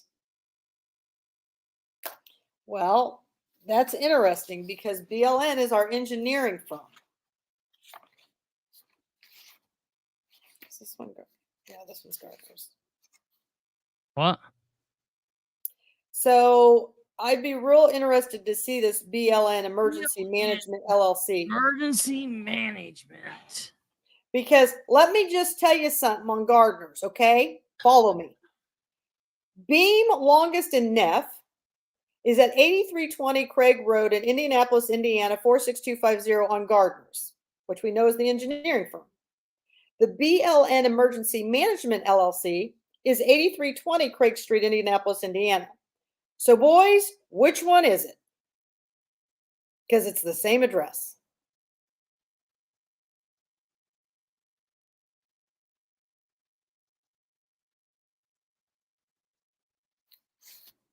That's funny. I mean,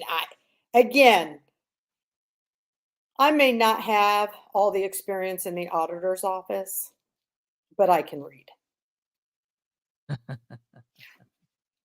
So, and then what do we got here? Oh, do we have a real estate company here? Did we just buy a bunch of land for a jail?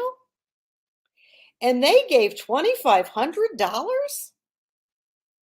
Now, people, while all this is not illegal, right? I just reviewed with you kleptocracy. Okay, told you that this is what our county has become. Well, in your pay to play, here you go. We got real estate, we got people who were doing contracts, and they're making sure they keep Commissioner Richwine happy. We got the Friends of Madison County giving him money. We got Central Indiana Contractors giving them $750. Well, what do you guys contract? Well, I wouldn't know. You know why? Because for some reason, Richwine doesn't have to put in what these people do. He just, and I do hope that they have submitted those special forms for large donations in a timely fashion. Yeah. So when you look at that, clearly, Richwine does not feel that he needs to run much of a race. He's only spent a little bit of pennies at Home Depot, a little bit at Age Graphics for $1,400, which his signs look old. And then, and he made sure that he used this money to sponsor a Lincoln Club dinner table for $345. I mean, see, here's the great thing about you donators. You even allow them to go eat free on you at all these little dinners they get to go to. So, okay, so now that we know we have a pay-to-play county, and just so you know, nothing changed in 2020. BLN gave them $2,000 at that time too. It looks like Graham gave them $500. So nothing changes. The same people are given money. It is what it is. Nothing we can do about any of this. You know what I'm saying? I mean, there's just nothing.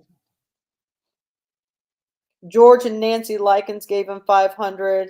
The Lincoln Club gave him $1,000. Oh, Tom Shepard gave him $938 for repayment. I'm not sure what he repaid him. This is his 2020 campaign, but just so people get an idea of exactly what's happening here, that's the winner to all of this, And unless I get into that seat, we're not going to be able to change much of anything. They're going to continue to be able to do what they want. And I will tell you this, if they're doing this on their financial reports, just think about what they're doing when there's millions and millions and millions of dollars at stake. Yeah. I mean, that's the big thing. The other thing is I want to call attention. I want to call attention to a group of individuals who are running. So people said that that's the same company on both Gardner and on Gardner and Richwine for that BLN. If Richwine wins this seat and fulfills it for the term, it will be 32 years he'll be in. He's in 5 terms as a commissioner. So that's the thing. The next one I want to draw attention to you, Kate, in your messenger, I sent you a billboard with 3 gentlemen on the billboard. Oh, yes. Now, I want to talk to people about Abel, Abraham, and Green. Now, here's the deal, people. This is a billboard that there should be 3 X's on those faces, telling you exactly who not to vote for. Okay? This group was put together by nonetheless Russ Willis. And he strategically did this because he needed these A's to be in the front line. And he expects that you people will not even read the names. You'll vote those A's and you'll just take these guys to the glory land. And maybe you might. I don't know. But I wouldn't. Now, this says this was paid for by the committees to elect Scott Green, Jim Abraham, and Carl Abel. Okay? Well, when you look at those billboards, they have at least 2 that I'm aware of. Let's bring up Mr. Abraham's financials.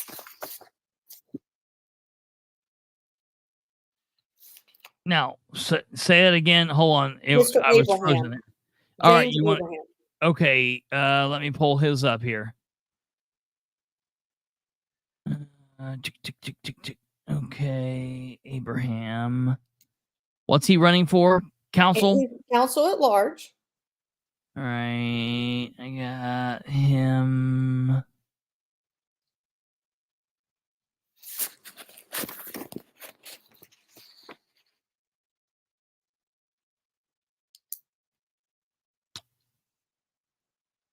All right, Damn it.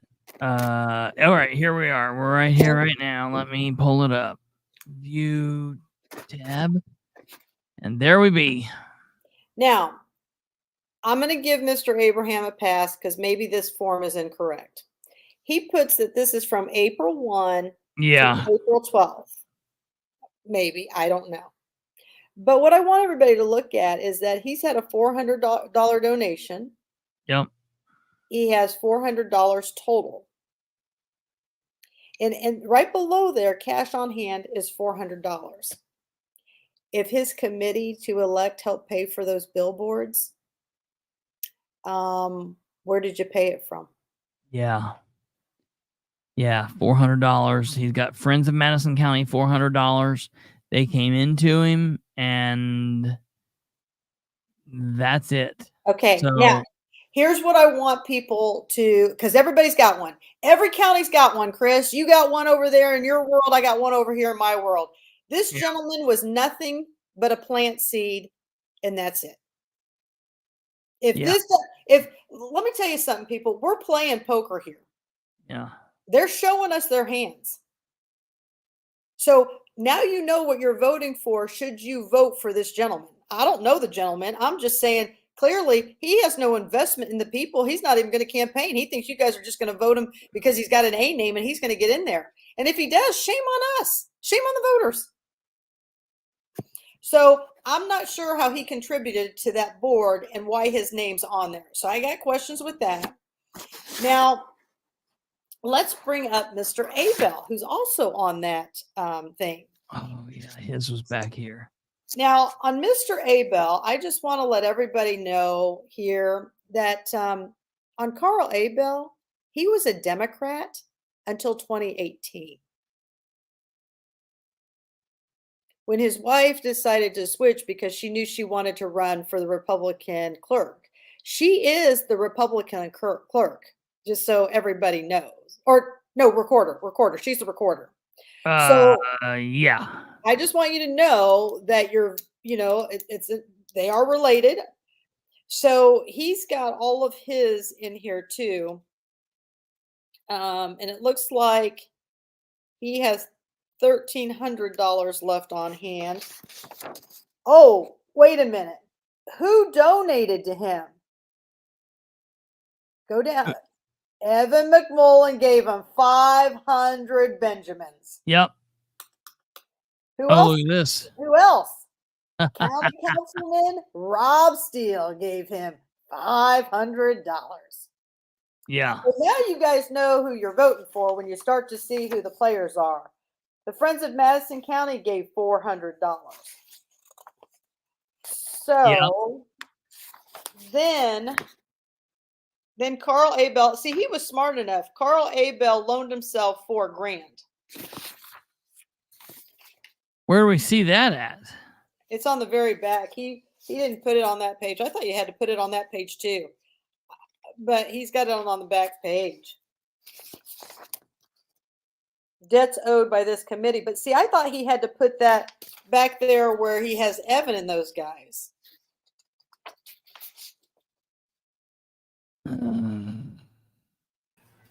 So did Mr. $400 donations, did he have listed on there the expenditure for the billboard that the three of them supposedly split? Okay. Well, let's look at that. I'm looking.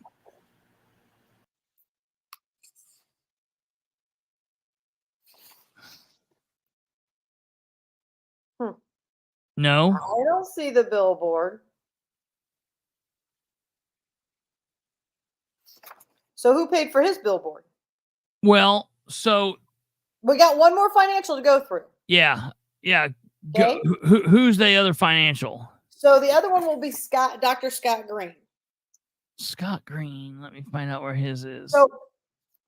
So I'm just, and again, you guys, to me, does it matter? No, because we're banging our head on a rusty nail. Okay. I'm just showing you what's going on here in Madison County and how this really works.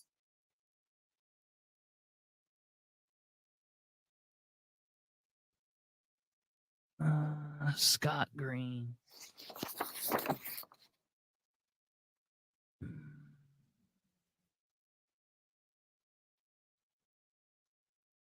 And I'm tell you something right now. If Russ Willis makes me do an amendment, I'll do it happily. But all these people are going to ante up as well.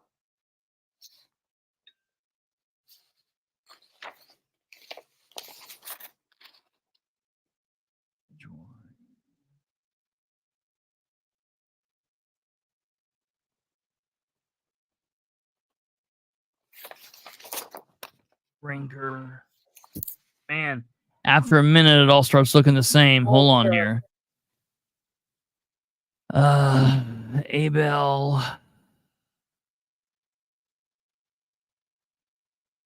I've been looking at these forms for 3 different counties since 7 o'clock this morning.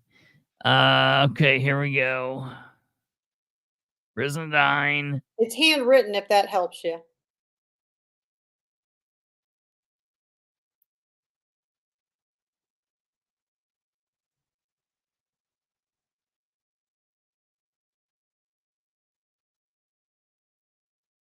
Okay, right here it is. Here we are. Okay. So let's take a look. This is the last person, okay, of the billboard that we showed you. Okay. So on this one, it looks like he's donated a fair amount of money. Nothing unitemized was put into that account.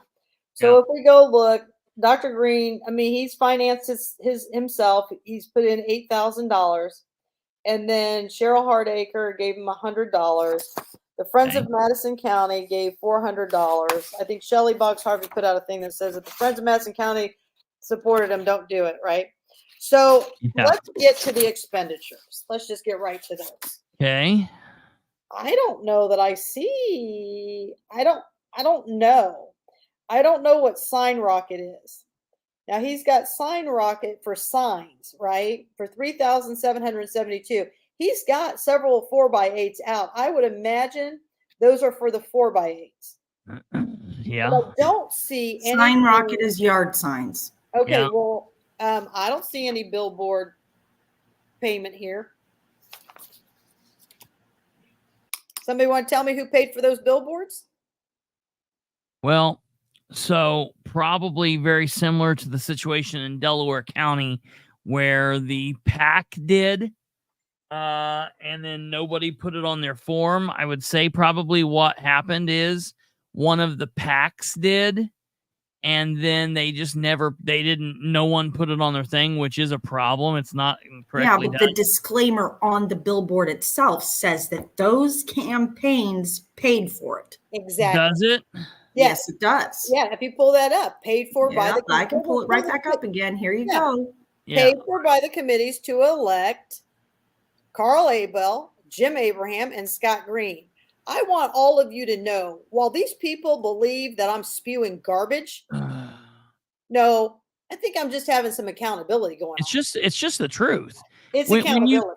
When you live in a community that is so willing to dabble and live in the soft corruption that this is, and keep in mind, folks, this is very important. Okay, there's all kinds of words that people need to understand. You need to know what it means to be legal and illegal. You need to know what it means to be moral and immoral. You need to know the difference between legal and illegal and moral and immoral, and what the difference between those things mean. You could be legal and immoral. You could be illegal and maybe moral. You could be legal and moral, or illegal and immoral. You can be corrupt and your corruption can be illegal, or you can be corrupt and it not be illegal. Maybe it's just an immoral thing. There's all kinds of ways that you can snake that around, and you need to understand all that stuff. There can be things that could be perfectly legal, but you've got to ask yourself, am I okay with this bullshit going on, or am I tired of it? Right. And so I know we've gone long tonight because there's a lot of information. You're fine. There's a lot. Shit to it. We'll go through mine just so nobody says we didn't pay attention. We better do that, because then there'll be a whole storm about that. I agree that my form is not done correctly. Wait a minute. Where is your form? It didn't come on the. Yeah, it's on there. Is it? Yeah. Now listen, when I originally did my form, it was all typed out, all nice and everything. And as I was walking into the courthouse, I realized I was $100 off. And so I had to sit down and write it all out so it was correct. It's like one of those things when you're finishing your test and you're reading Yeah. the test as you're going in. And I'm glad I caught it, right? And so then I made it right. And so as we go on there, just so everybody knows, I put 15,000 of my own money, but I loaned the money to myself. Okay.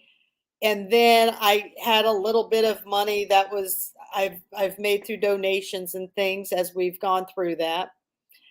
I have spent $9,405 and 78 cents of that money. And so I have $7,914.51. I know. And if Mr. Do, if you are still watching, I want to share this with you.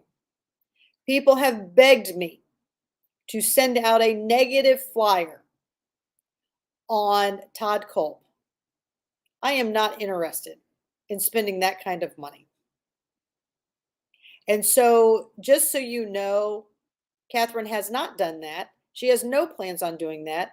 So if you think I'm really trying to spread garbage and that's all I'm trying to do, that's not true. You should probably get to know me a little bit. This is all I'm spending. I have zero interest in spending any more money. If I can't make it with what we've got, we're just not going to make it. 15,000 from Katherine, Yeah, and so 100 from John, 10 from some people. And I didn't know you didn't have to put the smaller ones in there, but I. Oh, that's all right. You know what though? I would rather someone do that because it lets everybody know what you got. Yeah. Basically you did what was required and then some. To me, I would rather someone do that. Yeah, and so I put all of that in there, and then I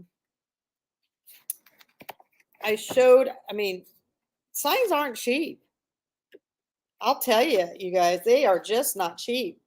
And so there's all the stuff I did, and I know that column over there, the cumulative one, is incorrect. I thought you had to add all the numbers and take it down. Yeah, that's all right. That's not a big deal. Lesson learned. And yeah, then, you'll fix it next time. Yeah, and then and that's my financial reports. And hey, any of you people who are watching and want to say something, go ahead and put it up on the screen. I don't care. I mean, I didn't. Everything that's out in the yards, it's in my financials. And that's the other thing. I want to bring up Ken Kaczynski's next. Ken Kaczynski's another one. He is a private business owner.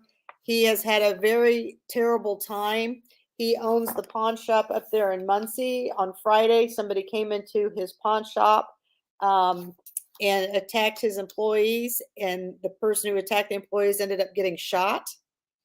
And so Ken's been dealing with that all week, and it's been a lot to take in, but Ken pretty much funded himself as well. I know there's a lot of people out there saying, oh, but Ken's backed by Willis and Ken's backed by the Republican Party. Well, I'm looking through his financials. Ken Kaczynski put $25,000 of his own money in. Now, there's we have a comment here, Katherine, that you can reply.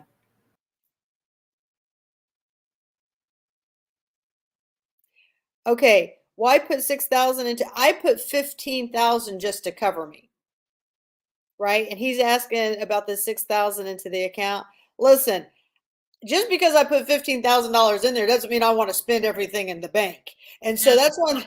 Because in fairness, you loaned it to yourself. I loaned it to myself. Yeah. At the end of the campaign, if you haven't spent all of that, you know if you've got $5,000 left, you can pay yourself back and then be short $10,000. But a lot of people do that. It's called being fiscally responsible with your money. Yeah, I'm not going to spend every dime I got. And that's just not who I am. It's not ever going to be who I am.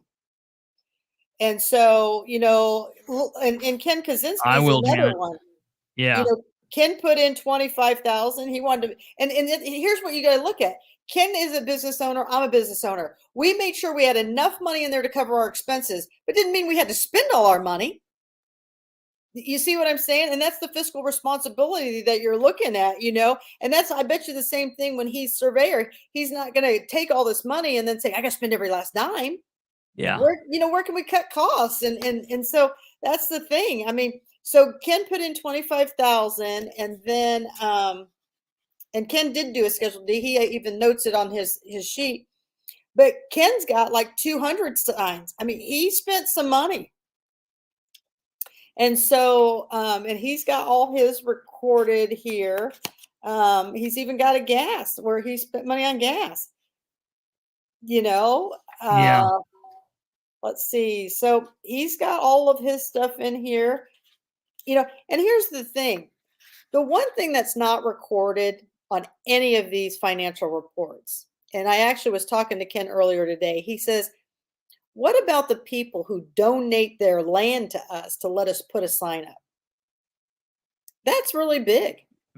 I mean, people donating stuff, and that's a thank you to them for even allowing us to put signs up, and then think about all the time Ken and I take away from our job to do this. Yeah.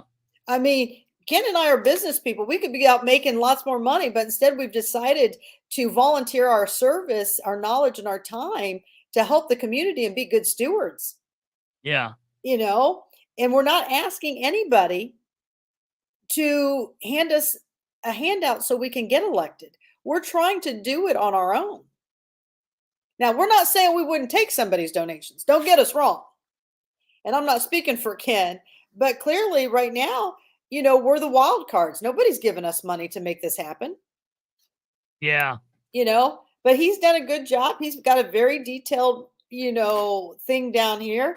Kudos to him for filling all this out, and he was smart enough to loan himself the money. So that's what he's got in here. And I think Ken looks pretty clean. If people are worried about him, it's all in there. Adam's got a follow-up question here, and I do agree with him. He's like, you focused on the first part of the question, and that was it. He then says, I'm not saying you have to spend every dime or be irresponsible. However, if you don't use everything you have and lose the race, then it isn't that great. And I agree with that too. Yeah, I don't disagree. I don't disagree with Adam one bit. But, last month my girls called home and they said, hey, we want to go study abroad. It's probably going to cost me anywhere from 20 to 25,000. It's a race. Yeah. If the people don't know me by now, after working this hard for 4 years, after going to all these live streams, after everything I've tried to do to better this community, I mean, people forget. And this is the one thing people forget. People forget that just this past August, 6 months ago, Katherine spent $40,000 to be LKQ. Yeah. Now, Katherine could have come back and sued the town, gotten her $40,000 back. Yeah. But Katherine didn't do that. Yeah, and it would have taken Right? But Katherine didn't do that. Katherine spent her own hard-earned money. So now you're asking me $40,000 plus another $15,000. I have got to believe that people are going to vote. I'm not going to do it. And you got to look at, I'll be honest. So number one, I hate mailers. I hate people who use mailers. I think mailers are a cheap way to try to do. They're the lazy way to try and campaign. Campaigns are beat by talking to the people, by pounding the pavement, by knocking the doors, yada, yada, yada. Okay. And I think that a lot of those people, it's like the 3-step trash. You gotta put the words on there that you want them to see within the 3 steps it takes for them to get it into the trash can. Adam, I don't know if you watched was it Saturday night or Sunday night? I don't know what day it was, but when we had Brandon on last on Saturday night, we're working on something right now that's in connection with the HRCC and the state officials and Midwest Communications and the mailers and what they do and some nonsense with that.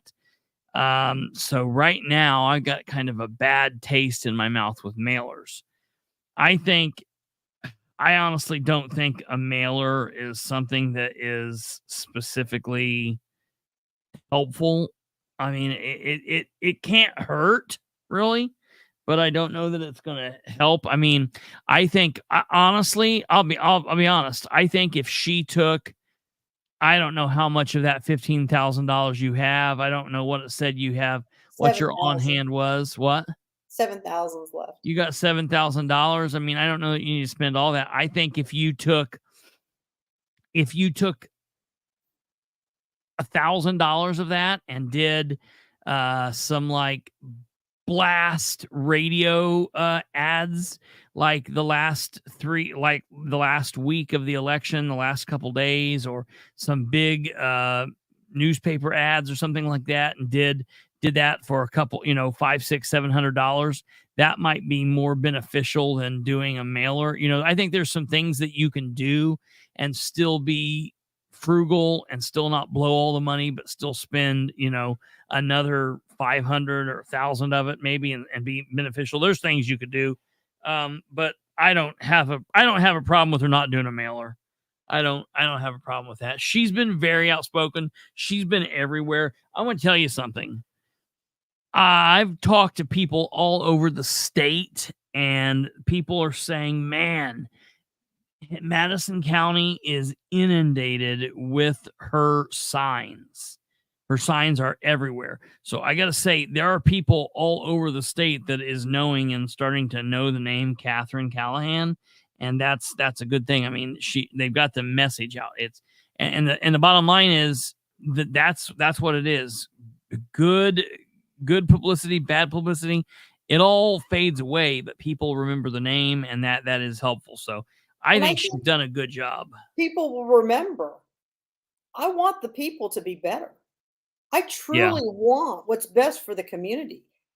There's nothing about this that is, let me bang my chest, believe me, it was the hardest thing for me to do to fight that LKQ project. It was a horrible thing for me to fight that, but I had to do it for the people who believed in me to keep us safe. And so that's the same thing with what's going on with this election. People can say whatever they want to say about me, but I can honestly tell you this: Katherine's going to do the right thing, even when everybody's asleep. And so that's what you need in an elected official. You've got a whole cartel that they're loving the fact you're asleep, and they're just, when politicians are getting rich, you got a problem. Yeah. You go out to a Likens home. You go out to the Richwine's home. Go look at what their roads look like. They live out in the county. It's paved. It's beautiful. Katherine's opponent has had very little presence. Exactly. And the thing is when I have spoken at these town hall meetings, I don't speak about him. I speak about what we can do, the transparency in that. And if I don't know what more I can do. I put all these financials on my Facebook for everyone to see. I didn't take mine or hide mine. There's several more we can go through here. I know it's been a long night, but there's one last one. If we're not going to go through all of them, which I'm fine with, I want to go through Jason Turner's. Oh, yeah. Let's pull that up and go through that. Now, Jason Turner knows that I'm on a non-disclosure, and he just enjoys taunting everything he can about anything I've done, which is fine. I don't really care. I just want you to know, as you're watching tonight, I'm not going to answer you because I'm on a non-disclosure, period. But on that note, I'd like to know why you've got signs up, but you have no money in your account. Let me get to it here. I'll try to find it.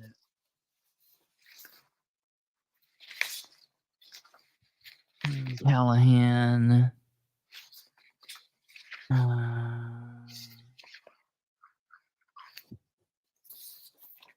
Fred Reese. Steve.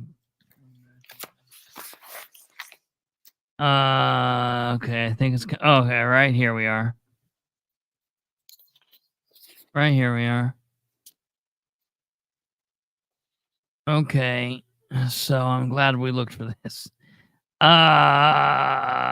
Jason Leroy Turner. 000000000. A treasurer, it's him and somebody else.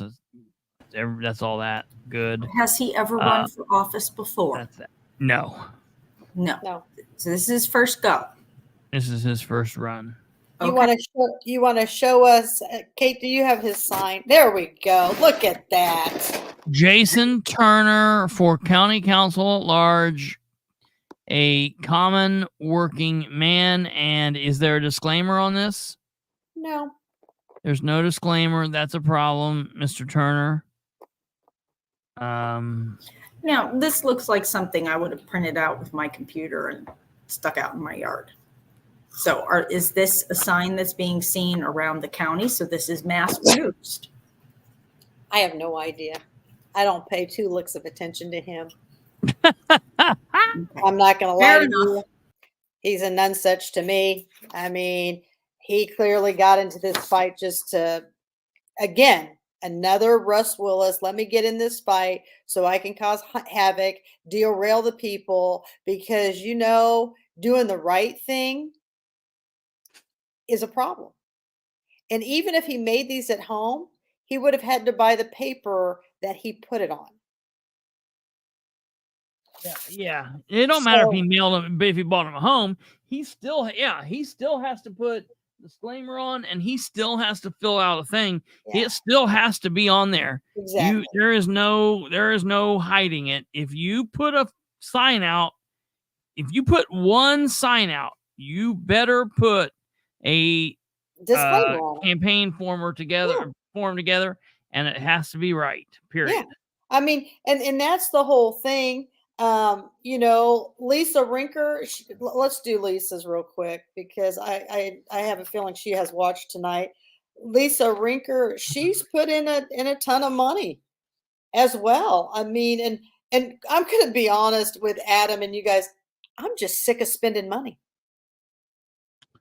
Whether it's my money or your money, I'm sick of spending money. Yeah. And so with Lisa Rinker, let's see, how much did she had a little bit of cash on hand, because she started an exploratory committee before the 2024 election, because she knew she was running for this. But Lisa's put in quite a bit of her own money as well to make ends meet. Okay, I got her here. So she started with 389. She got itemized 15, 296.34. Unitemized nearly 500, 499.93.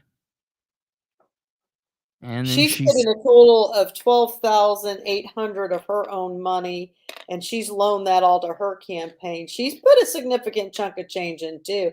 She's had some donors, which good for her that she's able to get some of those donors. But I mean, she's, this isn't chump change that we're anting up. Yeah. And this is some money.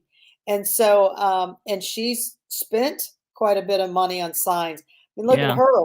At my campaign store, $6,000, well, $5,900 for signs. I mean, and so when I see, Gardner, or I see Culp's money for their signs, I'm thinking, really? Yeah. Because believe me, we've all shopped around. All of us candidates have been shopping around. Sure. And my campaign store has been the cheapest. So, Lisa's done a lot of advertising. I mean, she's done a lot of mailing. She's Lisa and Devin. I'm going to tell you something. I get people keep coming after me because Devin's family's already in politics, but he's not sitting around eating bonbons. Devin has been walking this county for almost 10 months. He lost by 3 votes last time. Yeah. He has committed. So He yeah, has he put in knows the he work. knows what it's like to. Yes, he has put in the work. So people can feel the way, not everybody's going to like Devin, not everybody's going to like me, not everybody's going to like Lisa. It's reality of the world. But these people are working. Lisa's another one. She's been walking this county for 10 or 12 months. I mean, they haven't just sat idle. They're trying to get out there and listen to the people. So, she's done good. I've heard a lot of scuttlebutt about Charles Shepard, who's running for surveyor. Let me get up here real quick. Before we get to him, let me get up here to Devin real quick. Just to. Oh, you're going to do Devin? Okay. Yeah, we're in Devin. Devin had 11,000 beforehand, almost 12,000. He raised 7,000 itemized, 177 unitemized, for a total of $19,041. He spent 13,000, and he has $6,000 left. And you can see. What's he got? See here, Dr. Dwight, Sandra McCurdy, $1,000 direct. Let's see here, $1,000 from his mother, 1,000 from, or 525 from Lisa. John Ackerman, Micah Beckwith, a lot of people. I mean, he's been around. He's got a lot of folks. He's got a lot of support. He's doing his thing. And and his brothers are behind him. Good for them. I mean, I'd be behind my kid if it were my kid. Sure.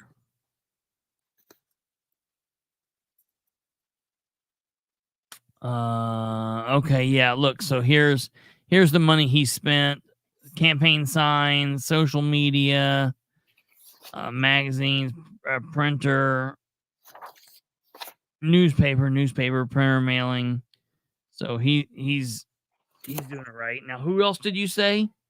So Charles Shepard down here at the bottom.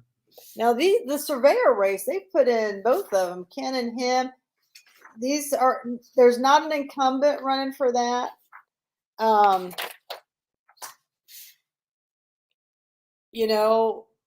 Ken put in 25,000. Looks like Shepard's got about 13,000 in his.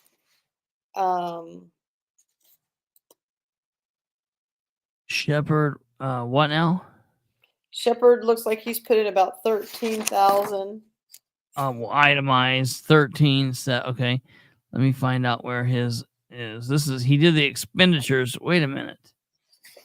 So I don't have his contributions. I'm gonna have to find out what the hell happened there. Yeah. So I right there. Oh, it's the second page. Contributions by individuals. They're just out of order, Kristopher. Well, okay, because this said page 2. Then this says page 3. Yeah, page 3 is the individual. And page 4. Okay, all right. So he's just got them out of order. And the other one is page 1. The first. Okay, so yeah, that's fine. That's fine. So page 3 is the Okay. So it looks like Kurt's put in most of his money. And that's where, again, a class would come in handy, because then Kurt's got to put it out in column B to say how much that total would be. Everybody has little quirks. I mean, but we don't know. They don't tell us anything. You know? No, right. Yeah. They don't want you to know. They want it to be as hard as possible and make it ridiculous. I mean, that's the whole thing. It looks like they're spending neck and neck on because Ken has spent about 12,000, and then Kurt has spent about 10 grand. Yeah, they're neck and neck. Yeah, You yeah, know? yeah, they are. They're doing. I mean, yeah, that they're both putting money out, and it's it's going to be an interesting race to see what happens in there. Yeah, because his dad's he's the surveyor that's sitting right now. I mean, will people want to keep in that culture, or will they say no, we want to completely wipe the slate clean? I mean, this is a county to watch. People are watching. Are they going to sweep the whole thing with the new faction party, or were they going to keep the old in here? This is nerve-wracking. And I mean, I hear Adam, and believe me, Adam, I think about it all the time about, do you put everything in there? I just can't. I just feel like I've done the best I can do.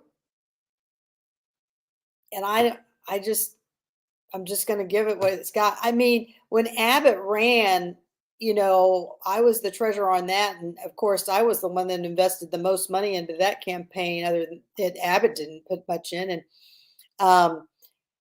that was crazy money. And I thought I'll never do that again. You know, I mean, I'm like, no way will I ever spend that kind of money. There's no guarantees in this. Yeah, absolutely. But the amount of time and effort that I've been at this for 4 years. Todd hasn't been campaigning for 4 years. I've been campaigning for 4 years. Yeah. I've been working for the people for 4 years. So, I'm not gonna, go down that path. Mikhail Vaughn's put in a fair amount of money. Christy Grabowski. The big things on theirs is they both got $2,500 from the Reagan Club. So I've asked for all the PACs. I have asked for all of those. I do want to see what's going on with all of that. Yeah. Who's donating monies to those PACs, because the Lincoln Club and the Reagan Club, that was a split between Gaskell and Russ Willis. Right. So and I want to let you know, I did submit a records request. When I submitted the records request, and I told you guys that I got these here in the last couple days, I did submit a records request yesterday for the Lincoln Club and the I want to show you this here really quickly, because this is here, campaign finance. So what are the 3 clubs? The 3 clubs are the Lincoln, Friends of Madison County, the Lincoln, and the Reagans Committee. Friends of Madison. Okay, the Friends of Madison County I have. Oh, you do? Because, yep. Let's see. Because it is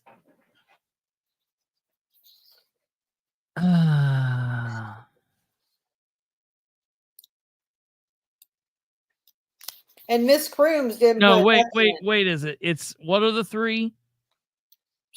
Friends of Madison County, Yeah. the Reagan Club, and the Lincoln Club. Which one is Gaskell's? The Reagan Club. The Reagan Club. It might be that one I have. Okay, Reagan Club. I always get them backwards. Okay. So here is the Reagan Club. How'd you get that one? So the Reagan Club is done by Gaskell, and since Gaskell is a state senator, he just files it with the Indiana Secretary of State rather than filing it with the clerk's office. And so because he does that, you can get it on the Indiana Secretary of State's website. Oh. So anytime I'm looking for a PAC, I always look at the Secretary of State's office first, because they normally are there. So here is the Madison County Reagan Club, and the Madison County Reagan Club filed from January 1, 2024 through April 12th. They had $302.44 on hand at the beginning, itemized $5,000, 0 unitemized. So they had 5302.44. They spent 5250. So that means they currently have 5244 on hand after this period, and they received this. This was a report, receipt, expenditure, Go back political up. committee. I'm sorry. Go back up. What? To What's where? the debts? The debts. Yeah, it says $9,353. The debt, yeah, the debt, the debt is By the committee or to the committee, please? it is by the committee. Oh shit. Yeah, we'll cover that here in a minute. So Mike Gaskell for Indiana contributed the $5,000 to them. That's where they got that from. Of course, this is a political action committee that is created by Mike Gaskell, by the Gaskells. So Gaskell put this in here. We then go to page 3, report of receipts and expenditures of political party. They had accounting service, Heather Profit. They paid her $250. They gave $250 to MikeVaughn.com. Mikhail Vaughn, $250. They gave $200. They gave $2,500. I mean, and they gave $2,500 to Christy Gabrowski. So that's where they spent that money. Report receipts, political committee, debts owed by this committee. It says they owe Mike Gaskell $128.16. They owe him an additional $225.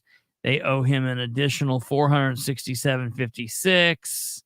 They owe him an additional $63.16. They owe him an additional $261.25. And so all of the money that they owe to Mike Gaskell. There is nobody else that's involved with this. Everything they owe is all the way down to Mike Gaskell. Okay. To the tune of, they're saying they owe Mike Gaskell $5,062.55. And then to Heather Profit, they owe $50. And to Mike Phipps, they owe $2,500, which all comes out to $9,353.61. So that's very interesting to me. What they've got going on here. That's very interesting. That's the Reagan Club, and they do this really strange. They do this more backwards than any other political action committee I've ever seen. I've never seen a political action committee in the end like owe people money the way they do. So it's really funky. And here's what I want everybody to take a note on. I don't know enough about this. I'm just learning it. So I'm not saying anything. I'm just taking it all in. Yeah. This is kind of funky to me. So then when you go away from there, okay, now the other two, the Lincoln and the Friends of Madison County, the Lincoln Club and the Friends of Madison County, I have issued a record request for, and they told me I should have it tomorrow. So I will put that up and I will send that to you when we get it tomorrow. I should also have Henry County's records. I should also have Henry County's tomorrow, and I should have Randolph County's either tomorrow or what is tomorrow? Thursday? Tomorrow's Thursday. Yeah, I should have Henry County's either tomorrow, and Randolph County's I should have tomorrow or Friday. So those are there. Now, we can do the pack another night if you want, and go over those, because there's so much more going on in the county. And after tomorrow's Republican Women's, I'm sure I'll have stuff to go on with that. But I want to bring up one last thing tonight, as we've talked about this, and I just sent it to the group thing on Messenger. Can you bring up that little thumbnail that someone has made? For some reason, a couple weeks ago, the commissioners had to come up with this corporation to manage the money for the jail. And all they said they don't do anything. They don't have any voting power. All they do is make sure that the jail gets paid. Well, for whatever reason, our Republican commissioners, all three are Republican, Yep. nominated 2 Democrats. Yep. And a Republican. The Republican has suddenly resigned, I'm hearing, and he resigned after the council meeting. For whatever reason, Richwine didn't say at the last meeting, hey, let's nominate the other person. Yeah. And he's called a special meeting for tomorrow. Now, I don't know where this is posted. I've asked, and nobody seems to know where this is posted, that we're having this special meeting. I'll be interested to know when they called it and where it's posted, because for it to be posted tomorrow, they needed to at least called it 48 hours ago. I mean, so many of us just learned about it this morning. I've rearranged patients, so you're very lucky, Mr. Richwine. You're going to see my bright, shining face, ta-da. and we're going to make you popular tomorrow. Yeah. So they're going to do this tomorrow at 11 o'clock. They're going to evidently put somebody else. And here's my thing. I'm so confused on, because I'm not sure why the county council voted to move forward on anything with the jail if we didn't have all 3 members in place. Yeah. And then, but some people are saying he resigned immediately following the council meeting, which I don't understand. If this was, can you hold this seat so I can pass this through? Then you can come out and I can play this little game. That's generally what Richwine and those guys do. So it'll be interesting who they nominate tomorrow. What also intrigues me the most is that Richwine seems to nominate and put people back in seats that the voters remove. Yep. That should be reason enough not to reelect John Richwine. Absolutely. Yeah, that's because the voters are telling, we don't want any more. And then Richwine comes back and says, like Jerry Alexander, hey, let me put you in the seat. Yeah, right. Are you crazy? Yeah, yeah. But it is what it is. And welcome to the pay-to-play Madison County. Yeah. We got better games than the casino.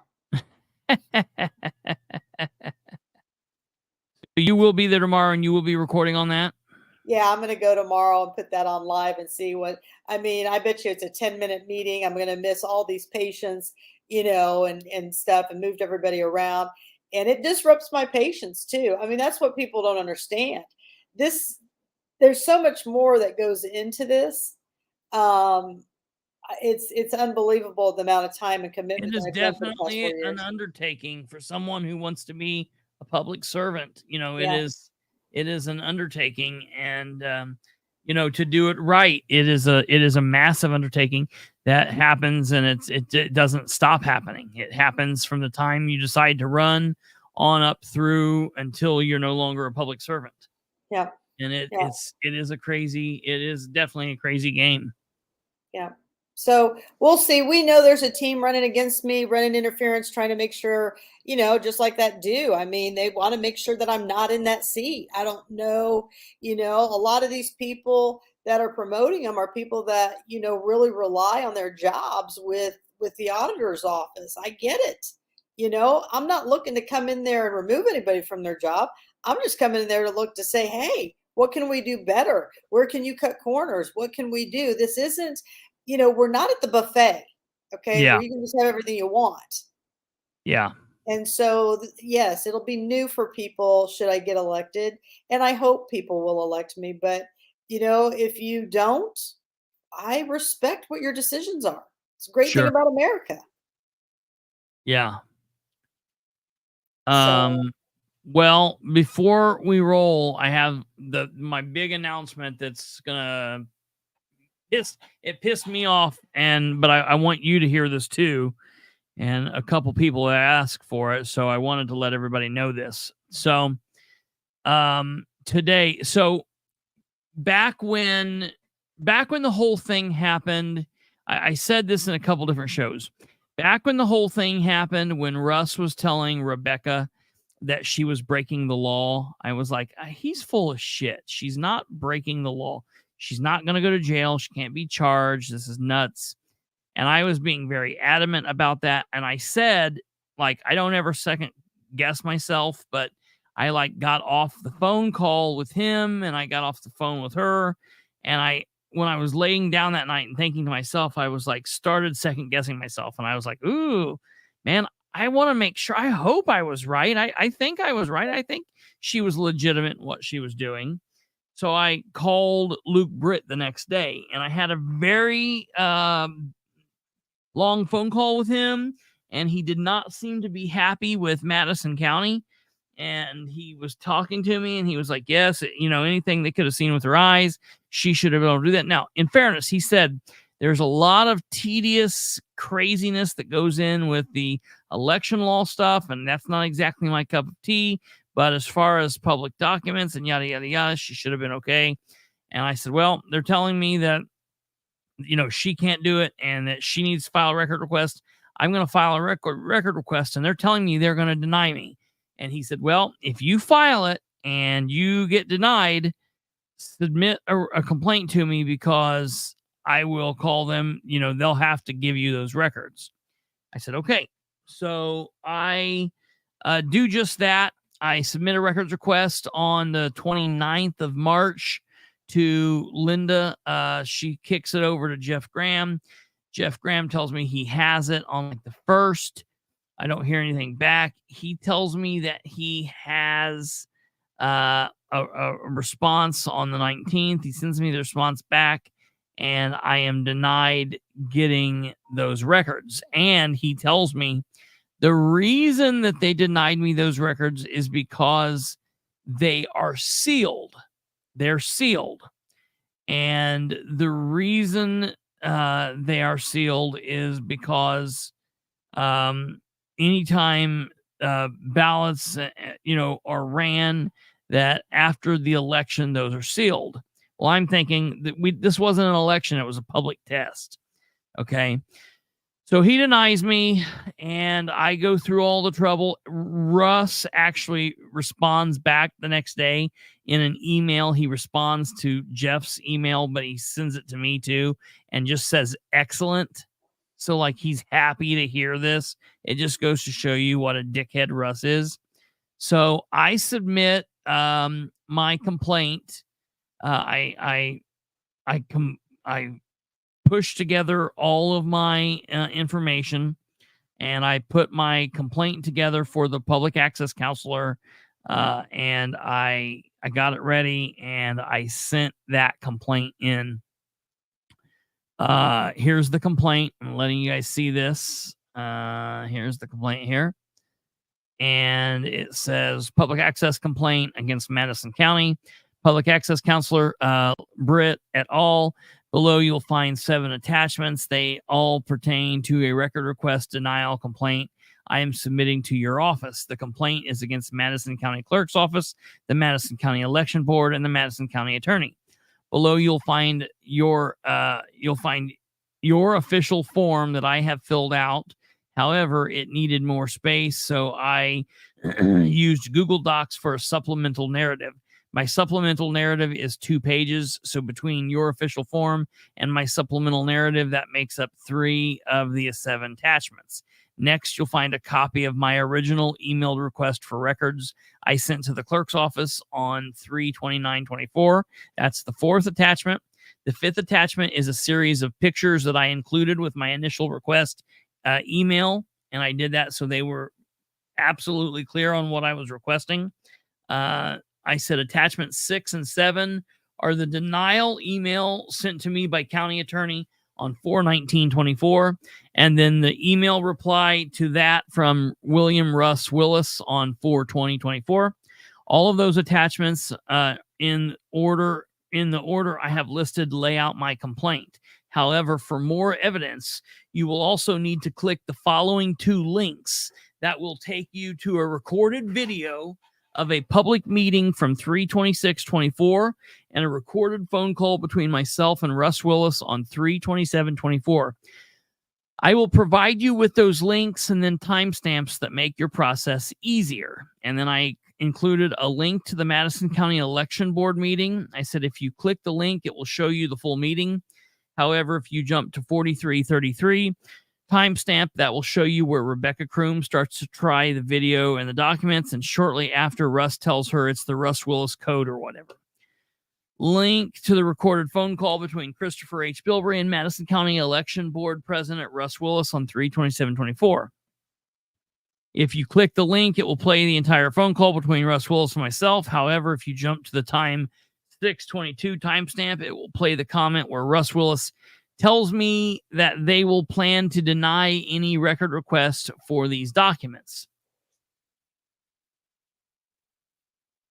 Lastly, it is important to note the documents are being requested are test documents only.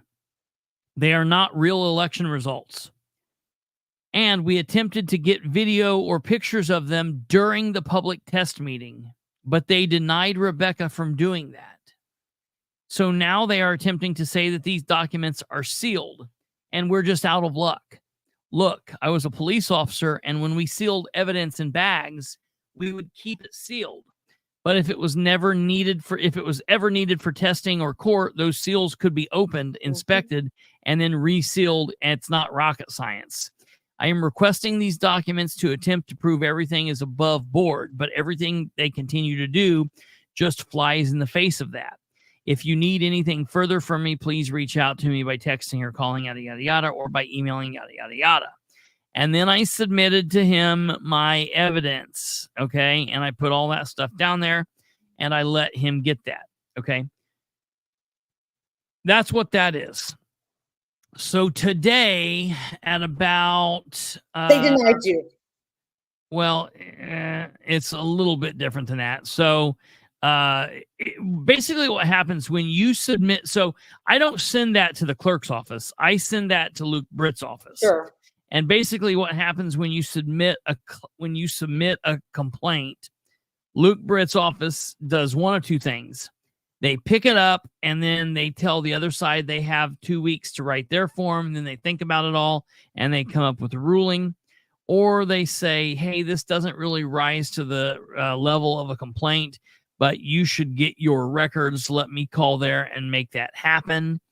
Or they say, no, you shouldn't get these records because of X, Y, or Z, and it dies off that way. So this is what Luke Britt said to me. He messaged me at about 1:14, and he said, Kristopher, I have additional information to you since the last time we've spoke. As I recall, and I hope that you recall the same, I mentioned that Title III had a ton of nuance, and he did say that to me. He also said that he was by no means an expert of Title III, and that is correct. He did. He said, what I relayed came with the caveat that an unknown statute might change my analysis at the time. And his analysis at the time was these records were requestable, that I could request them, you could request them, or anyone could have requested them, and that Rebecca had the right to video them that day of the meeting. He said, however, that because Title III was so nuanced, that there could be an unknown statute that could change that opinion. Okay? He said that is partially the case here. He said, since we spoke after I received this, I reached out to the Indiana Secretary of State's election division, who are always very helpful in talking me through this. Here is what I found out. Madison County, because of the type of voting machine that they use, is subject to an Indiana code that almost nowhere else is subject to. Delaware County is not subject to this. Henry County is not subject to it. Randolph County is not subject to it. Madison County is subject to Indiana Code 31113. Listen, you dealing with the cartel over here. Right? Nonetheless, Indiana Code 3111326 is only slightly different than what Graham reported, but the statutes are substantially similar in application. The point of testing, of course, is to instill confidence in the accuracy and the operability of the machines. The testing meeting itself is actually a public hearing, so I don't really have much jurisdiction to address it from an open door law perspective. Public hearings and public meetings are two different animals. See, here's the problem. Mm-hmm. Yeah, here's the problem. The problem is that if you watch the video closely, no one knows what the ballots actually had on them. Sure. Right? All of them. Mm-hmm. Therefore, we cannot say that the accuracy actually took place. We would have had to see all the ballots, that we would have had to see all the ballots. Absolutely. And then said, yes, all these ballots match the output. Sure. And what the outcome was. Therefore, and this is the whole thing. Mm-hmm. I get it. No disrespect from Luke Britt, but I haven't seen Luke Britt do much of anything. I just feel like that's an office of wasted tax dollar money. That's probably one I would cut. And so here's the thing. He's never got any teeth. That's why I don't have a lot of faith. And this is why the cartel in Madison County have gotten so out of control. And this is what I'm saying. If the voters in Madison County do not show up for the primary, you are never going to get this county back. This is your one and only chance, because I'm going to tell you something. There's a lot of people watching my race. Absolutely, 100%. Well, now hold on here, because we not got to the end of this here. So this is important. So again, he says that the public hearing, a public hearing is different than a public meeting. The public meeting, if something happens in a public meeting, the access, and you're right, and it's not Luke Britt's fault. It's the way that the Indiana General Assembly has wrote the power of this office, which pisses me off all the time. Now, I will tell you, over the years, Luke Britt has done amazing work for me. Absolutely done amazing work for me all over the state of Indiana. I have not had a problem saying in the last couple of years, though, that it almost seems as if he has kind of been burnt out, and I have not been very happy with a lot of decisions.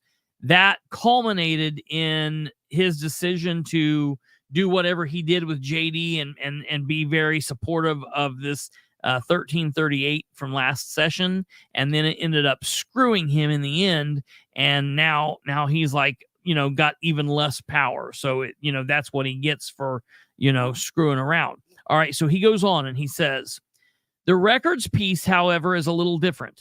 He does have access to that and does have dealing. He said it's a little bit different, however, than what I am stating. He said, in the context of these records, sealing is not. As soon as he said this, it made sense to me that they're not sealing these per se in the same instance that I am saying they are sealed in an envelope that can be opened. They are sealed, not like for chain of custody, for chain of command. It means they are sealed away from public inspection, like similar to how a birth certificate deal or an adoption would be. Okay, so he said when they said that these are sealed, that's what it means. Now, however, note there are plenty of opportunities to unseal these documents. Okay, but that can only happen at the request of candidates or parties to the election or the election officials, and only during certain time periods and under certain conditions. So now during the test, during the test itself, he said that's where the greatest issue came in with what he told me. The public can inspect and scrutinize the tape that comes out in real time, but taking pictures or video would defeat the purpose of the sealing statute. So technically, and this is what sucks, is they were right in what they told Rebecca because of the sealing situation. For example, if she had been in court on the day that someone was being adopted, they allow photographs inside the courtroom on adoption day. However, they would not allow someone to take pictures of the pertinent information of maybe the birth mother, yada, yada, because those documents would be sealed. So they would not be permitted. So they that's what pissed me off, is technically they were right with Rebecca. Now, she has not broken the law because what she videoed wasn't clear enough to see anything. So they can kick rocks. She didn't do anything. They can't charge her. They can fuck off. There's nothing they did there illegal. All right. That being said, these documents can be looked at and can be unsealed. And I really want to fight and push to have this done. However, I am not going to be able to do that because I do not fit one of the required people that would be able to push for this. In order to have this done, someone would have to be a candidate or a party to the election or something like that. So, you know, we'll talk about that off air. You know me. But I'm always happy. I'm always happy to stir the pot. I mean, that right. You know, here's the thing. These people have gotten away with things for far too long. You want to play the game? Well, Catherine's come to the table. Yeah. So they're doing a great job showing their cards. I mean, I'm enjoying every bit of this. What I don't understand is this test is intended to instill confidence for the public to trust that the machines are doing what they're supposed to do. So what the hell does sealing it do to instill confidence for the public?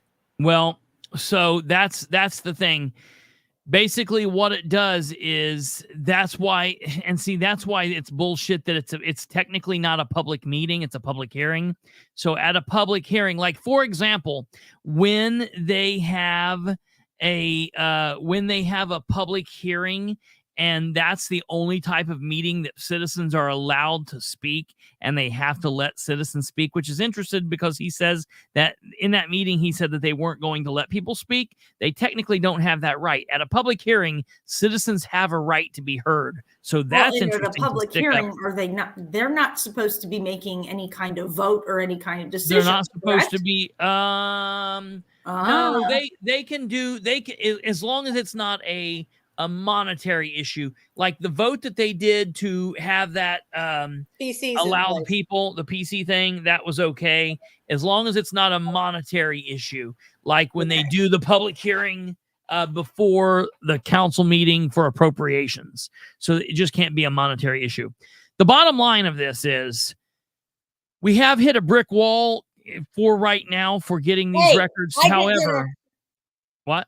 But yes, you are a candidate. So I still am more than fine keeping that bet intact. I am pushing and will fight, but I simply cannot get them because I am not a party. So I was pissed off. But I'm happy to do well, whatever. I'll talk to you. I'll get a hold of you tomorrow and we'll talk about what we need to do. People need to understand. You know, people are all like, "Oh, we have to win or we have to lose." Yeah. No. For me, is the process broken? That's right. Is it screwed up? Yeah. That's what I'm after. You people all think that I throw out garbage. You think I'm just out there bashing Todd Culp. No, I'm out here saying, how can you support, run an ad 10 years ago that says this guy's not qualified, and now you're backing him in the Republican Party? That's all I'm saying. Right. I'm just using you're the ones that gave me the information. Right. I didn't develop the card. So why don't you take it that he's out there doing the garbage? I don't know. Right. And that's where people are missing what's happening here. Absolutely. In this 5-letter word, smear. Yeah. my 5-letter word is truth. If you show me something that is not accurate, I will take it down. I will apologize. I will make it right. Just like what you're doing tonight. I'm going Mhm. to make it right if I made it wrong. Yeah. But then that's the difference. So, Yeah. I get what you're saying. And, it's a sad thing that if Russ truly understood the law, if he truly knew what he was doing, Mhm. he would never pick up a phone and call a woman and berate her and threaten her to the point where she has to call and file a police report. So Mhm. if you were in the right, Russ, back off. Well, you know what? If he truly knew what he was doing, what would have made most sense is he would have said, "Hey, let me tell you what's going on." Instead of sitting there and smirking like a fucking dickhead, like an asshole, like he thought he was something special, he could have said, "Let me tell you what's going on. Well, this is a situation. We're in a public hearing, and because of the law, because of da da da da da, that's the reason you can't video it. You come up here, look at it, write it down write it down if you want, do whatever, but you can't I guess you couldn't even write it down. I guess look at it with your eyes, look at it, see what you say, but this is the reason, and we're doing this for you. You want to sit here for 2 hours and look at this? We're here for you." But that's not what he wanted to do. He wanted to jam it through and he doesn't care what the public thinks because he thinks he has the power. And that's why your message before I started talking, that this is the time to make a change. If you're tired of that shit, then you need to come out and vote in the primary, and you need to vote for the precinct Yep. committee people so you can change Russ Willis. Yes. You need to vote for Katherine for auditor. You need to vote for Norick for commissioner and for Rinker for commissioner. And you need to do those things and put the right people in the right places to take this shit back. Or if you let this election go by, it's done. Oh, absolutely. I'm telling you, if I don't win this auditor seat, this county is in a world of trouble. It is. I don't know anybody who has put themselves out there who has dedicated more than I have. And I'm not saying that Lisa Rinker hasn't done it, and I'm not saying that Devin hasn't done it, but I'm telling you that anytime there is a hard, difficult conversation to have, Catherine's usually the one that's given the information and says, "Now, Catherine, we don't want to be in the middle of that, but can you present it?" And I generally do. I mean, Mhm. and that's the thing. So I'm not discrediting any of these other people that are running. I'm just saying sometimes the difficult discussions, and yeah, I guess you could have the argument that says, well, we just wouldn't, that's just not something that interests us. And so we wouldn't. Well, here's the thing, as elected officials, if it's important to the people, then it has to be important to you. Yeah. That's just the bottom line. If you're going to be a good steward, you have to look at everything. And so, that's the whole thing. So, I'm not surprised, and I don't disagree with Kate. The most important race right now is the precinct committeeman.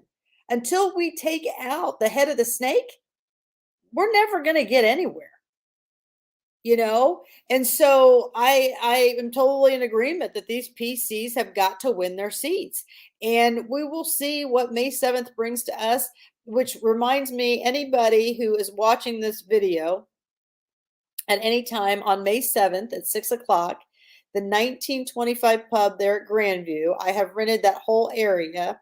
And you are welcome to come and bring your friends and family. If you have been running on behalf of the movement in Madison County, you are welcome there to celebrate, to cry, we'll have some winners, we'll have some losers, but no matter what, we have all won in the end.